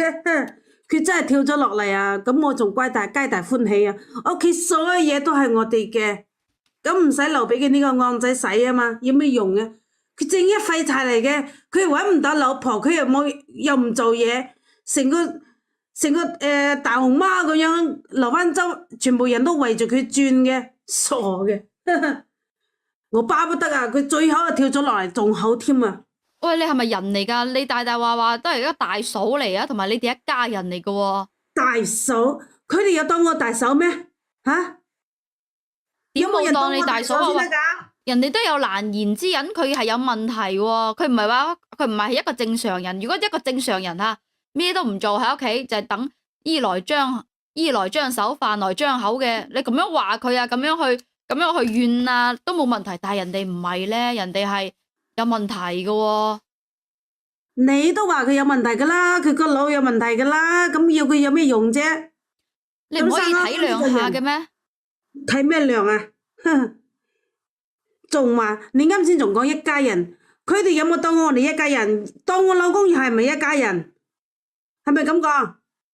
嗰死老嘢佢我賣咗層樓就話俾佢80個，翻到嚟佢又冇俾，然之後咧將呢60個 cash 全部俾晒呢個叔仔，當我哋一家人咩？有冇人幫我哋？冇啊嘛，所以話佢哋都冇當我一家人，你叫我去當佢一家人，傻嘅，我先冇咁傻啊！我自己冇仔女要養嘅咩？我都幾咁辛苦啊！邊個人睇我啊？邊個人幫我養仔啊？哼！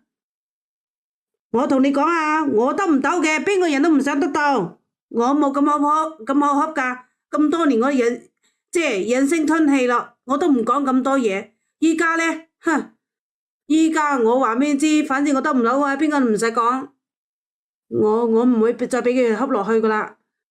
我忍聲吞氣吞咗咁多年，我依家我唔想咁樣做。佢哋呢啲嘢全部都係佢哋爭我嘅，全部欠我嘅。喂，唔分俾我，你可以平心靜氣去同佢哋溝通下呢個問題㗎，係咪啊？同埋加上咧，你唔係手頭冇錢喎，你自己手頭買一層樓，你有錢喺度㗎喎。你買幾錢一套樓？得60皮咯。係咯，你又唔係冇錢喺度，你就要出去做嘢㗎嘛，仲有錢㗎嘛。安心啊，你要搞清楚啊，係兩回事喎。老嘢嗰啲銀紙咧係屬於遺產嚟嘅，一人一半，2個仔，平均分咁啊差唔多。憑咩俾晒佢？俾晒佢咁你又唔啱噶啦，好明顯唔啱噶。所以你冇同我講我賣樓嘅時候咧係有筆銀紙嘅，我有銀紙係我自己嘅，關佢哋咩事啊？係你唔關呢個家庭嘅1毫子關係。所以你冇同我講，你冇呢啲叫咩啊 ？PUA 和大餅俾我，我冇咁傻，我已經傻咗咁多年啦。喂，但係仲有啊，呢啲嘢都係佢爭我嘅，你唔好話我對呢個叔仔點樣。佢唔做嘢啊嘛，得啊，佢哋食老嘢嘅住老嘢嘅，我都唔做啊，好簡單啫嘛，有咩所謂啫？我平時要湊仔，我丁食咁辛苦啫，我要上班，我都唔上班啦。乾脆反正咧使晒老嘢啲銀紙，我理得佢，我都唔做嘢噶依家。咁仲有咧，平時啊細路仔要銀紙嗰啲，我全部叫佢問媽媽。你都幾蠻不講理嘅喎嚇！蠻不講理，我就係俾佢知，我唔係好恰嘅。反正咧，我仔我女又係佢孫仔孫女，對於我家婆嚟講。反正我唔死就算啦，我理得咁多，係咪咁講？阿叔仔又係咁食佢嘅，我哋唔可以食啊，一樣噶嘛。我食唔到咪叫我仔女去食咯，有咩所謂啫？我依家我話俾你知，佢去擺爛啊嘛，我仲可以擺爛。我只係認食飯噶咋，我又唔煮飯，我又唔洗碗，食埋飯我就劈下走人。咪留翻嗰個老嘢做咯，我理得佢，睇佢做咗幾多年。何必咧？何必要搞到咁難堪咧？大家一家人住埋一層樓，住埋一棟樓嘅，朝見口晚見面，棟樓同埋一齊食添。咁我唔出銀紙噶啦，全部叫老嘢出。咁啊使晒佢啲銀紙仲好，費事佢留晒俾呢個叔仔。咁你咁樣係咪個心舒服咗好多啊？你咁樣做係咪啊？梗係啦，全部有晒佢出啊嘛。但係你要諗喎，我出啊咁啊。我諗咩諗啫？其實我覺得你真係好過分，你咁樣做，你做乜嘢要同一個？我仲有啊。你講。佢哋全部人為晒呢個叔仔，我大把嘅機會，大把方法去整呢個叔仔。仲有一日啊，嗰日咧，我家婆咪話佢有啲唔舒服，然之後咧就叫我煲粥啊嘛，係咪？朝頭早起身咧，我咪煲好盤粥。啱好呢個叔仔傻鳩鳩嘅，佢又起身啦喎，點知佢咁早啊？跟住咧，個粥又煲好啦，我咪不起身，係好即係啱滾起身嗰啲粥啊嘛。咁我係捧過去，佢係自己坐喺嗰度等食喎，不嬲佢都等食嘅，我睇見佢就嬲啦。我捧過去炸雞衣，我撩到腳，即係炸雞衣行唔穩。嗰盤粥成盤潑喺佢嗰邊，即係潑咗佢叔仔度啊！你係啊，佢喺度即係笑語話話叫啊，佢叫得越慘啊，我就笑得越開心。要你咁樣做阿嫂嘅咩？你似唔似個人啊？各位佢似唔似個人啊？仲，我覺得完全係一個惡魔所為嚟啊！阿叔仔又冇點樣養你嚇，加上冇點樣，我見到佢嗰度啊。即係瞓醒喺嗰度等食個樣啊！我最唔中意噶啦，憑咩嘢全部嘢要我哋服侍佢先得噶？憑乜嘢啫？佢冇手有腳冇腳嘅咩？吓，哼！瞓醒啊想食懵佢啊！我覺得呢啲問題你完全都可以同你老公去講吓，等你老公去做一個家庭調劑。如果你真係唔想理你個叔仔嘅話，你可以話直接叫你家婆吓請個工人翻嚟去服侍佢都得，同埋你家婆咧依家幾大年紀？我想問問先。61、2咯。你叔仔幾大？30幾歲咯。30幾歲，61、2，其實依家60幾歲啲人都還算後生吓。係啊，咁咪留佢服侍咯。咁如果你咪同佢傾咯，如果你家婆服侍唔到，咪請工人咯，係咪啊？即係唔使話搞到家嘈屋閉吓，個家庭好似一個鬥獸場咁樣，我要鬥下你，我要吉下你，我先舒服嘅。同埋你咁樣，我覺得你容易搞出人命。我就要吉下佢，搞咩出啫？我理得佢啊！哼，搞佢硬係覺得佢係好弱啊嘛，佢係弱者啊嘛，成班人圍住佢轉啊嘛，有乜咁巴閉噶？佢仲肥屍大隻啊！你以為佢啊，成日好似冇腦咁樣？佢只不過自咩閉啫？自閉呢啲嘢慢慢可以調噶嘛，慢慢可以調解噶嘛，可以慢慢好起身噶嘛。佢自己唔識去接觸社會，下下都驚下佢。呢個老嘢又係咁嘅，話驚佢出去俾人恰係咪？佢就唔俾佢出去，傻嘅，唔俾佢鍛鍊下，以後瓜老襯嗰時候咧留翻佢喺度有咩用啊？我唔會理噶，我擺完車馬噶。如果老嘢走咗之後咧，冇人理呢個叔仔，我都唔會理佢噶。你唔好同我講咩長嫂為母啊，一家人啊，唔好同我講呢啲說話，我唔想聽。你唔想照顧佢，你大可以請個工人，同埋你老爺唔係分得錢俾佢咩？唔使銀紙嘅咩？你老爺唔係分得錢俾佢嘅咩？咪攞呢筆錢去請咯。我覺得係完全可以。依家結實啊！嗰60個啊，自己結實啊，慢慢搣啊，屌啦媽閪啊！我哋一分都冇啊！話分兩頭啊，我都係講嗰句啦。你叔仔係有問題噶嘛？有問題，你摸下當住佢話佢有問題，就要我哋多啲關心佢。我唔理佢咁多。總言之咧，你呢一家人，即係我老爺呢一家人係咪？佢當正我呢個外人。當正我大老公咧，唔係佢仔咁款，乜嘢都唔留俾我哋。我睇呢個老嘢可以服侍幾多年，好似個巨嬰咁樣，咩都唔使佢做，佢唔做我都唔做啊！大家一齊壓佢咯，一齊咬佢咯，一齊啃咬咯。你真係好過分喎！我覺得啊，喂，其實你咁樣你做咁多嘢，你目的係乜嘢？目的就係想分翻嗰60個係咪啊？梗係啦，我依家1個先都冇喎。點解你唔諗下同你老公去講呢件事？同你老公去講，叫你老公去同個家婆講，你就話咁樣。老公話冇鬼用噶，聽晒佢阿媽噶。佢下覺得咧一家人係咪就好似你咁樣講嘢？一家人咧何必咧？何必咧？佢話細佬依家咁個款喎，多啲錫佢啊嘛，多啲愛佢啊嘛，愛個屁！佢都唔知道佢嘅責任喺邊度咩？我湊2個人我都夠辛苦咯，呢個衰老嘢為咗照顧叔仔啊，都唔幫我湊人啊！我都冇話佢哦，真係啦，一家人，佢哋有當我係一家人咩？呢個老嘢又係咁款嘅，有當我係一家人咩？所以我依家完全有理由，我就要湊仔，我唔會上班，我亦都唔可以上班。我覺得你咁樣會搞到成家人都好攰。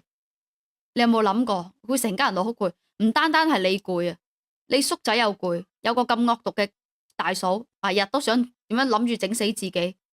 有你家婆60幾歲，仲要點啊？洗衫煮飯洗碗去照顧你哋，你咧就日係將呢啲嘢咁記喺心入邊，即係其實我理得佢，邊叫佢哋咁樣款啊嚇？如果佢哋唔係咁樣做嘅話，我都唔至於咁樣去做。佢做得到嘛，係咪？況且咧，我仔女啲問題，我都叫佢有咩事都問佢阿嫲。佢冇可能唔理嘅，呢個老嘢咧，係咪？我自己鬥唔過，我依家嘅所有做法咧，做得咁明顯啦。講冇聽，我要慢慢榨乾佢啲銀紙。你不如走好過啦。做咩走啫？走去邊度啫？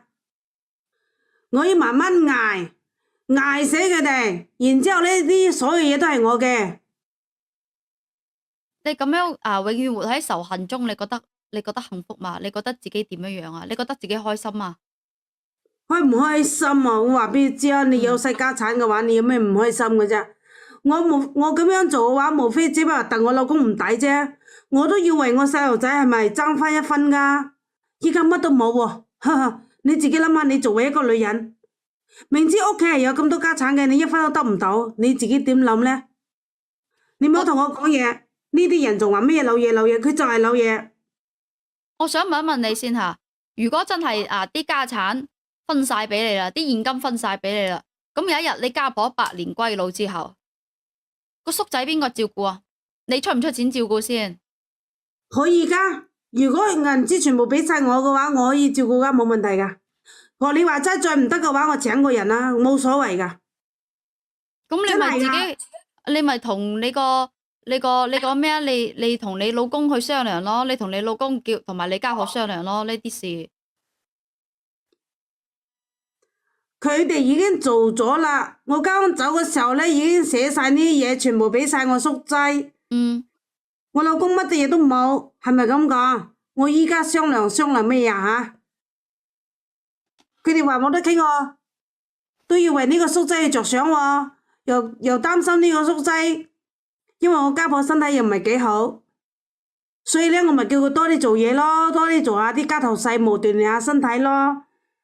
佢又死驚佢萬一走咗之後咧，呢個叔仔佢依家仲咁後生，驚佢以後咧比較困難啲。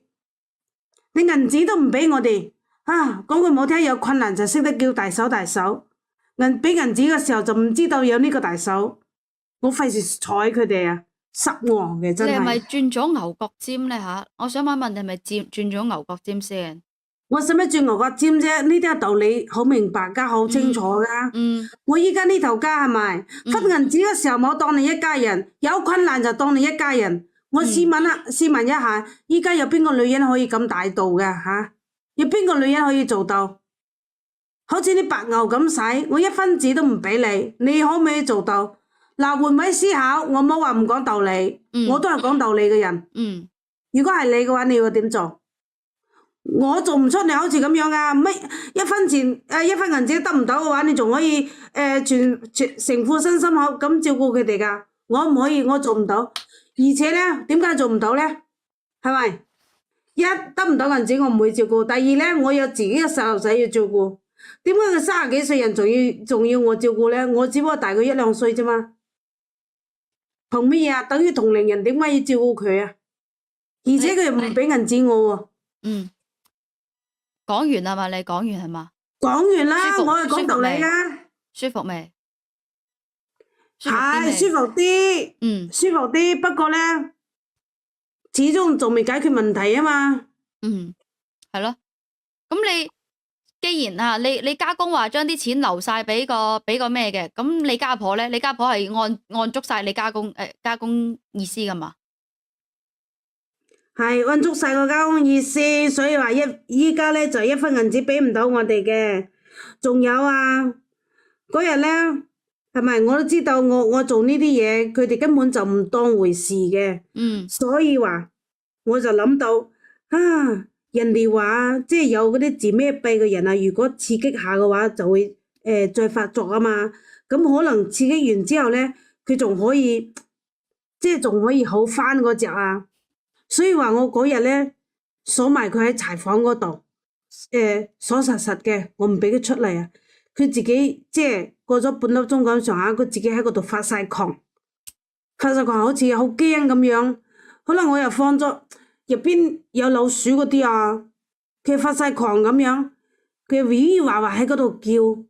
跟住我老公知道啦，佢就話：你做乜嘢啊？分分鐘可能會搞出咩人咩命咁樣噶。我老公咪同我嘈咯。嘈嗰時候咧，個家婆見到我哋兩公婆嘈，一開始心谷上頭，咪谷咗入家河。我冇諗到佢咁激動噶，我老公咧就咁樣話我，佢話：唉，老婆你咁樣做唔啱嘅，你睇下嗰度個老嘢到時候咧都唔知點收科啊！我話，咁有咩辦法啫？佢自己要谷嘅，關我咩事咋？嗬，係咪咁講？而且咧，關我阿叔仔喺柴房嗰度，咁係佢自己要咁樣啊嘛，關我咩事啊？完全都唔關我事，你大家覺得係咪咁回事？根本就唔關我事。我老公咁樣講我唔啱噶嘛，佢就話佢話我太不講道理啦。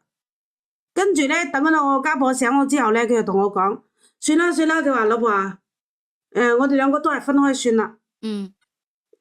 我心諗啊，我撲心撲命為呢頭家，我陪我老公，但我老公唔抵，我想為佢掙翻一分翻嚟，爭翻一分翻嚟。點解佢要話我啫？我覺得唔啱咯，唔公平咯。所以今日我上到嚟，除咗同你傾下偈，仲有一點咧，我就想問下你，我老公依家咧就係想要同我，即係我同佢分開。你有咩辦法可以教下我啫？我承擔心機都係同佢掹呢頭世家，我同佢之間嘅家庭，我試問我又做錯咗乜嘢？我冇做錯啊嘛，佢睇唔到我嘅付出。仲有兩個小朋友，一手我湊大嘅，老嘢都幫唔到乜嘢嘅，係咪咁講？點解我老公呢佢 feel 唔到我嘅好意呢？點解一意孤行仲要同我分開？點解一意孤行仲同你分開？我同你講講，你講咁長啊，你講咁長，我知道你對呢個家庭好大怨氣吓，就係因為分唔到錢，同埋要照顧一個患病嘅叔仔，得唔到好處。仲要咁多事，喺你自己角度嚟睇係咁樣啦，但係你要諗，你嫁俾你老公之後，你嫁俾你老公，你係一頭家，你係呢頭家嘅一份子。雖然你係會覺得我嘅付出同我嘅收穫係唔成正比，但係一家人點會計咁多噶？如果真係你想要分翻啲嘅，我覺得你應該係直接去同你老公講，或者同你家婆講清楚個利弊關係。如果係分晒啲錢分晒俾叔仔嘅，咁你百年歸老之後，我就可能冇呢個經濟條件去照顧叔仔，或者係點樣，或者係將佢啲錢大家一坐喺度，三口六面講清楚，呢60萬應該係點樣使嘅，點樣維持到叔仔過身走咗之後，其實呢60萬咧，我覺得完全就係為咗你嘅叔仔，就係睇你個叔仔嘅啫。個叔仔都戇仔嚟噶，睇個叔仔喎，真係啦。呢60萬咧，完全就係為咗照顧佢嘅啫。我同你講，為咗照顧佢，你唔好忘記咗啊！呢60皮咧係屬於我家公家婆嘅，屬於我家公為咩產嚟噶？咁間屋咧，間屋寫邊個名先？我想問一問先，你唔係就有間4層嘅屋嘅咩？4層嘅屋係寫邊個名先？4層屋依家係我家婆嘅名，只不過咧我因為係嗰啲自建房嚟嘅，我哋係可以住嘅。一人2層。係咯。咁有冇講埋呢間屋到時係分俾邊個噶？依家冇話，但呢60個咧擺明捐埋係分俾我叔仔。咁樣你唔公平啊嘛！屋就對半分，銀紙點解唔對半分？係咪？睇下先，你睇下，對叔仔對家婆好啲，可能到時全部都係你。我覺得咧，你家公家婆咧吓，既然可以做到一棟屋可以分開2層，你哋2層，阿叔仔2層咧，我覺得佢係即係點講咧，係俾阿叔仔住住先啫，可能間屋以後係可能會俾你嘅咧，係咪咁樣講？同埋咧，阿叔仔咧，你要諗下，阿叔仔佢唔係一個正常人嚟噶，佢係一個病人嚟噶，病人需要照顧吓，需要照顧呢個病人，要使好多錢噶嘛，係咪啊？呢60萬俾佢係俾佢防身啫，但係咧，佢可唔可以用得晒呢60萬咧？即係呢60萬應該點樣支配咧？係請工人好啊，定點樣樣咧？你點樣支配咧？點樣支配？你要諗喎。銀紙到我手就支配，依家同我講呢嘢冇用嘅。我就係想講，我意思就係話咧，你同你家婆一齊，同埋你老公一齊，大家面對呢件事，你唔好成日都喺屋企吓，喺屋企喺度鬥嚟鬥去，對住一個病人喺度鬧嚟鬧去吓，仲要去整蠱佢，我覺得呢個係一個唔係人做嘅行為。如果你真係想對呢60萬，你覺得分配不公嘅，你大可以啊，大家一齊坐喺度去傾呢60萬。我覺得咁樣分唔公平。我覺得如果係要分嘅話，平均分。但係平均分咧，咁阿叔仔以後你照唔照顧先？你要同佢講埋，你阿叔仔以後照唔照顧？如果你全部俾晒叔仔啦，咁如果你走咗之後，我仲照唔照顧叔仔咧？你要講清楚先得噶嘛。你唔好成日都咩都屈喺自己心入邊先得噶。你要同你老公去講明清楚吓。你就係唔爽咁樣樣。我梗係唔爽噶，佢當我哋咁大個人當我嬲噶。佢哋一開始都冇咁嘅意向俾我哋，我嬲咧就嬲喺呢度。做嘢嗰時候識得叫大手，分嘢嗰時候唔識得叫大手。喂，你哋一家人嚟㗎。一家人，你依家同我講一家人，即係我唔係話叫你。我意思係話有冇當我一家人？即係我完全冇。嗱，我知你而家轉咗牛角尖下，我知你而家轉咗牛角尖。我意思話一家人嘅意思就話你一家人。可以3口6面坐喺度講清楚，有啲咩唔好嘅，大家一齊解決佢。好啦，你對呢60萬分配不公嘅話，係咪可以話呢60萬全部俾晒叔仔嘅？咁應該係點樣分配咧？咁俾晒叔仔，咁你家婆以後走咗之後，咁你哋仲有冇義務去照顧叔仔？如果呢60萬俾晒叔仔嘅話，係咪咁講？如果你話呢60萬你哋可以分啲嘅話咧，仲可以去。你哋等你家婆百年歸老之後，你仲可以照顧叔仔，你可以咁樣講噶嘛？我覺得呢啲係完全可以溝通，唔係話阿遺囑60萬寫俾邊個就係邊個嘅。咁你家婆咧，你家婆都可以話，將呢筆錢應該點樣分噶嘛？係咪咁講啊？你哋要3個人。佢哋唔係咁做嘅，老嘢唔係咁做，佢點做先？佢仲點樣做先？你家婆所有嘢都留俾叔仔嘅，就死驚佢搵唔到食，佢都冇諗過，就好似你啱先咁講，如果啲銀紙全部俾晒我嘅話，由我嚟支配，因為佢都係一個傻仔嚟噶嘛，佢有咩本事支配先得噶？依家咧嗰筆銀紙係老嘢手揸住，咁我梗係要食佢住佢嘅，使佢嘅，佢唔俾銀紙我使，我叫2個細路仔問佢，反正咧佢依家揸住啲銀紙啊嘛，大家一齊使咯，冇問題噶。咁最尾我公平啲啊！你唔俾我，我唔俾我嘅話，我就使你嘅咯，係咪咁講？我做得都唔算過分嘅，我只不過爭取下自己利益啫嘛，有咩所謂啊？佢要唔俾啊嘛，咪留佢唔俾咯，我慢慢使咯，我跟住一齊食咯，一齊嗌佢咯。你冷靜啲先，你唔好成日講呢啲咁嘅晦氣嘢，係咪？呢60萬嘅，我唔係話晦氣，我係講事實。你完全吓，因為你哋一家人，我覺得你完全係可以坐低傾，將呢我都講咗啦，呢60萬你自己係對呢60萬分配，你覺得係唔公平嘅，你認為唔公平嘅，你咪攞個方案出嚟睇下佢哋接唔接受咯。如果係我講到大家唔愉快嘅，咁你咪同你家婆講埋我哋要點我要湊小朋友，同埋1分錢都冇留俾我哋，咁你走咗之後，叔仔嘅以後生活點樣樣啊？因為佢係唔係一個正常人嚟噶嘛，佢唔識話支配自己啲錢噶嘛，係咪啊？你咁樣講又啱又唔啱咯，反正依家剩翻呢個家婆老爺嘅話，佢依家就唔聽我咁多說話咯，係咪咁講？所以我覺得好唔抵，而且咧我都覺得我真係好委屈嘅。乜嘢我都自己做，我仲要幫手做嘢，我唔想咁樣講。講冇聽真係玩到依家咁樣嘅話，我不如一走了之，係咪？我冇咁嘅必要留喺呢個家庭。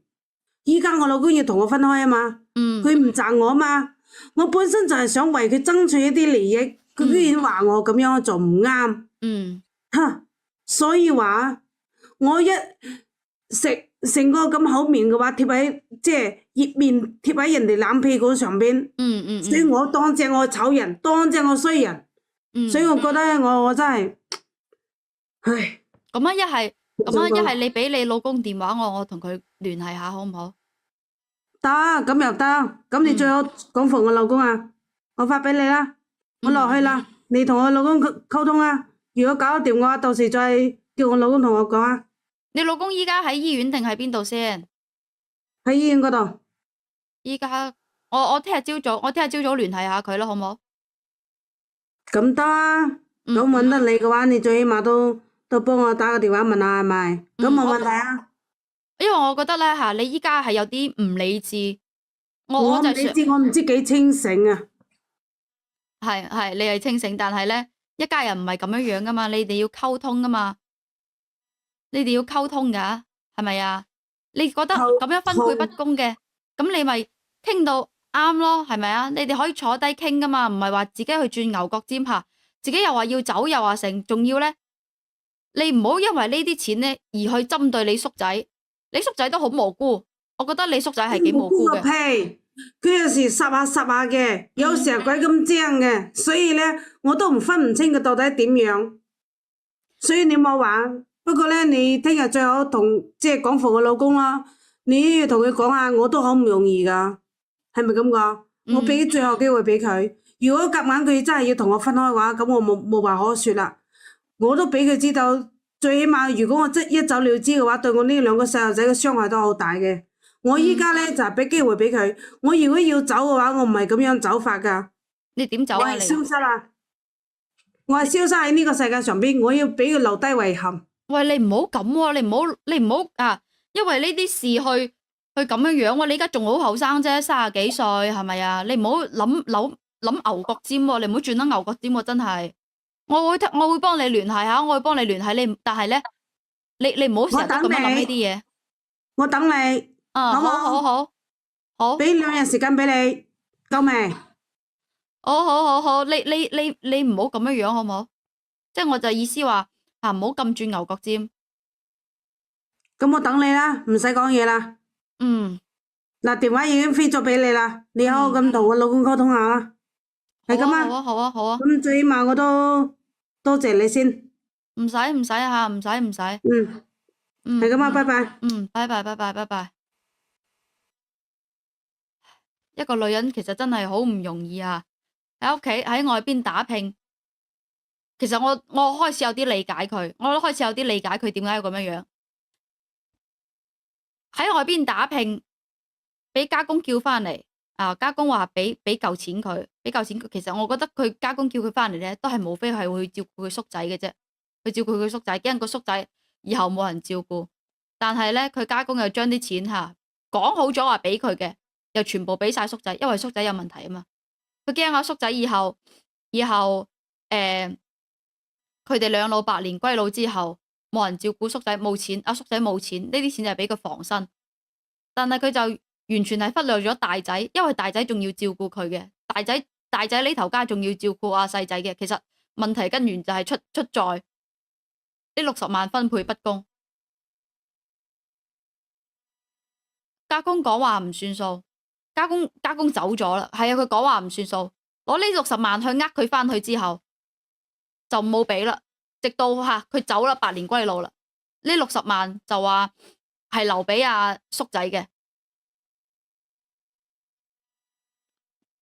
真係，我都開始理解佢俾人呃咗翻嚟，外邊層樓賣咗，俾人呃咗翻嚟，仲要照顧屋企，照顧個有問題嘅細佬，仲要同個家婆一齊，即係可能會有啲矛盾，所以就個人越嚟越偏激啊！我聽日會聯繫佢，我聽日會同佢老公去聯繫。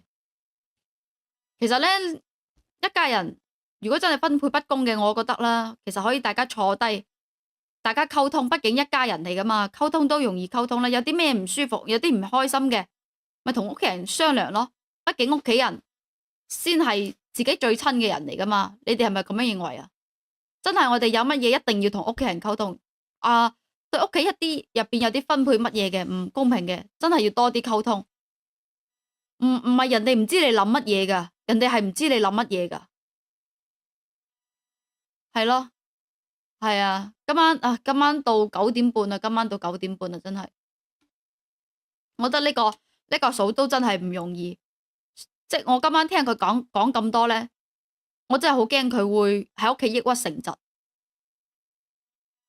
唔明講到明，係啊！我哋其實喺屋企嘅話，同屋企人相處，因為家係一個港灣嚟噶嘛，大家都咁講啦，一個包容所，一個港灣嚟噶嘛。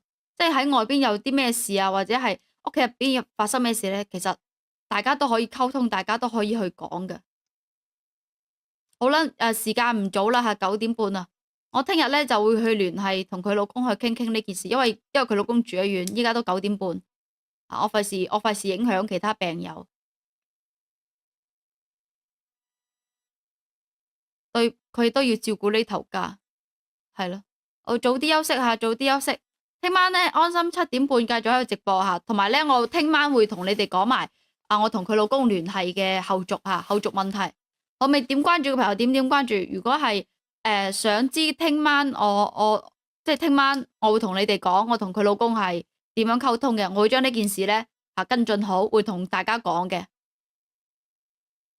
係啊，未點關注嘅朋友點關注下，聽晚我會去講翻呢件事，因為我聽日朝早我會同佢老公聯繫咗啦，解決，我都好希望盡快去解決佢哋啲家庭矛盾問題。搞掂咗嘅話咧，我聽日會同你哋匯報下，同埋我都會同你哋講最新進程咯。好，晚安吓，都係嗰句，未點關注，點關注先吓，點關注。多謝點讚吓，多謝點讚。未點關注，點關注。我覺得阿嫂都真係唔容易，喺屋企做咁多嘢竟然乜都冇。好啊！你聽日聽日7點半我喺度直播，我仲會喺抖音直播吓。聽日7點半，未點關注嘅朋友點關注，關注。聽晚7點半同一時間喺度等大家。好，多謝關注，多謝點讚吓，多謝點讚。聽日朝早我就會同佢老公去聯繫，問清楚個情況，跟住聽晚直播我就會同你哋匯報最新進展，解唔解決到，或者係大家係咩意思嘅，佢老公係咩意思嘅，我都會同你哋講。好，拜拜各位吓，拜拜，早啲休息吓，我聽日去聯繫佢老公。未點關注嘅朋友咧，先點關注，點關注吓。好啦，各位，拜拜。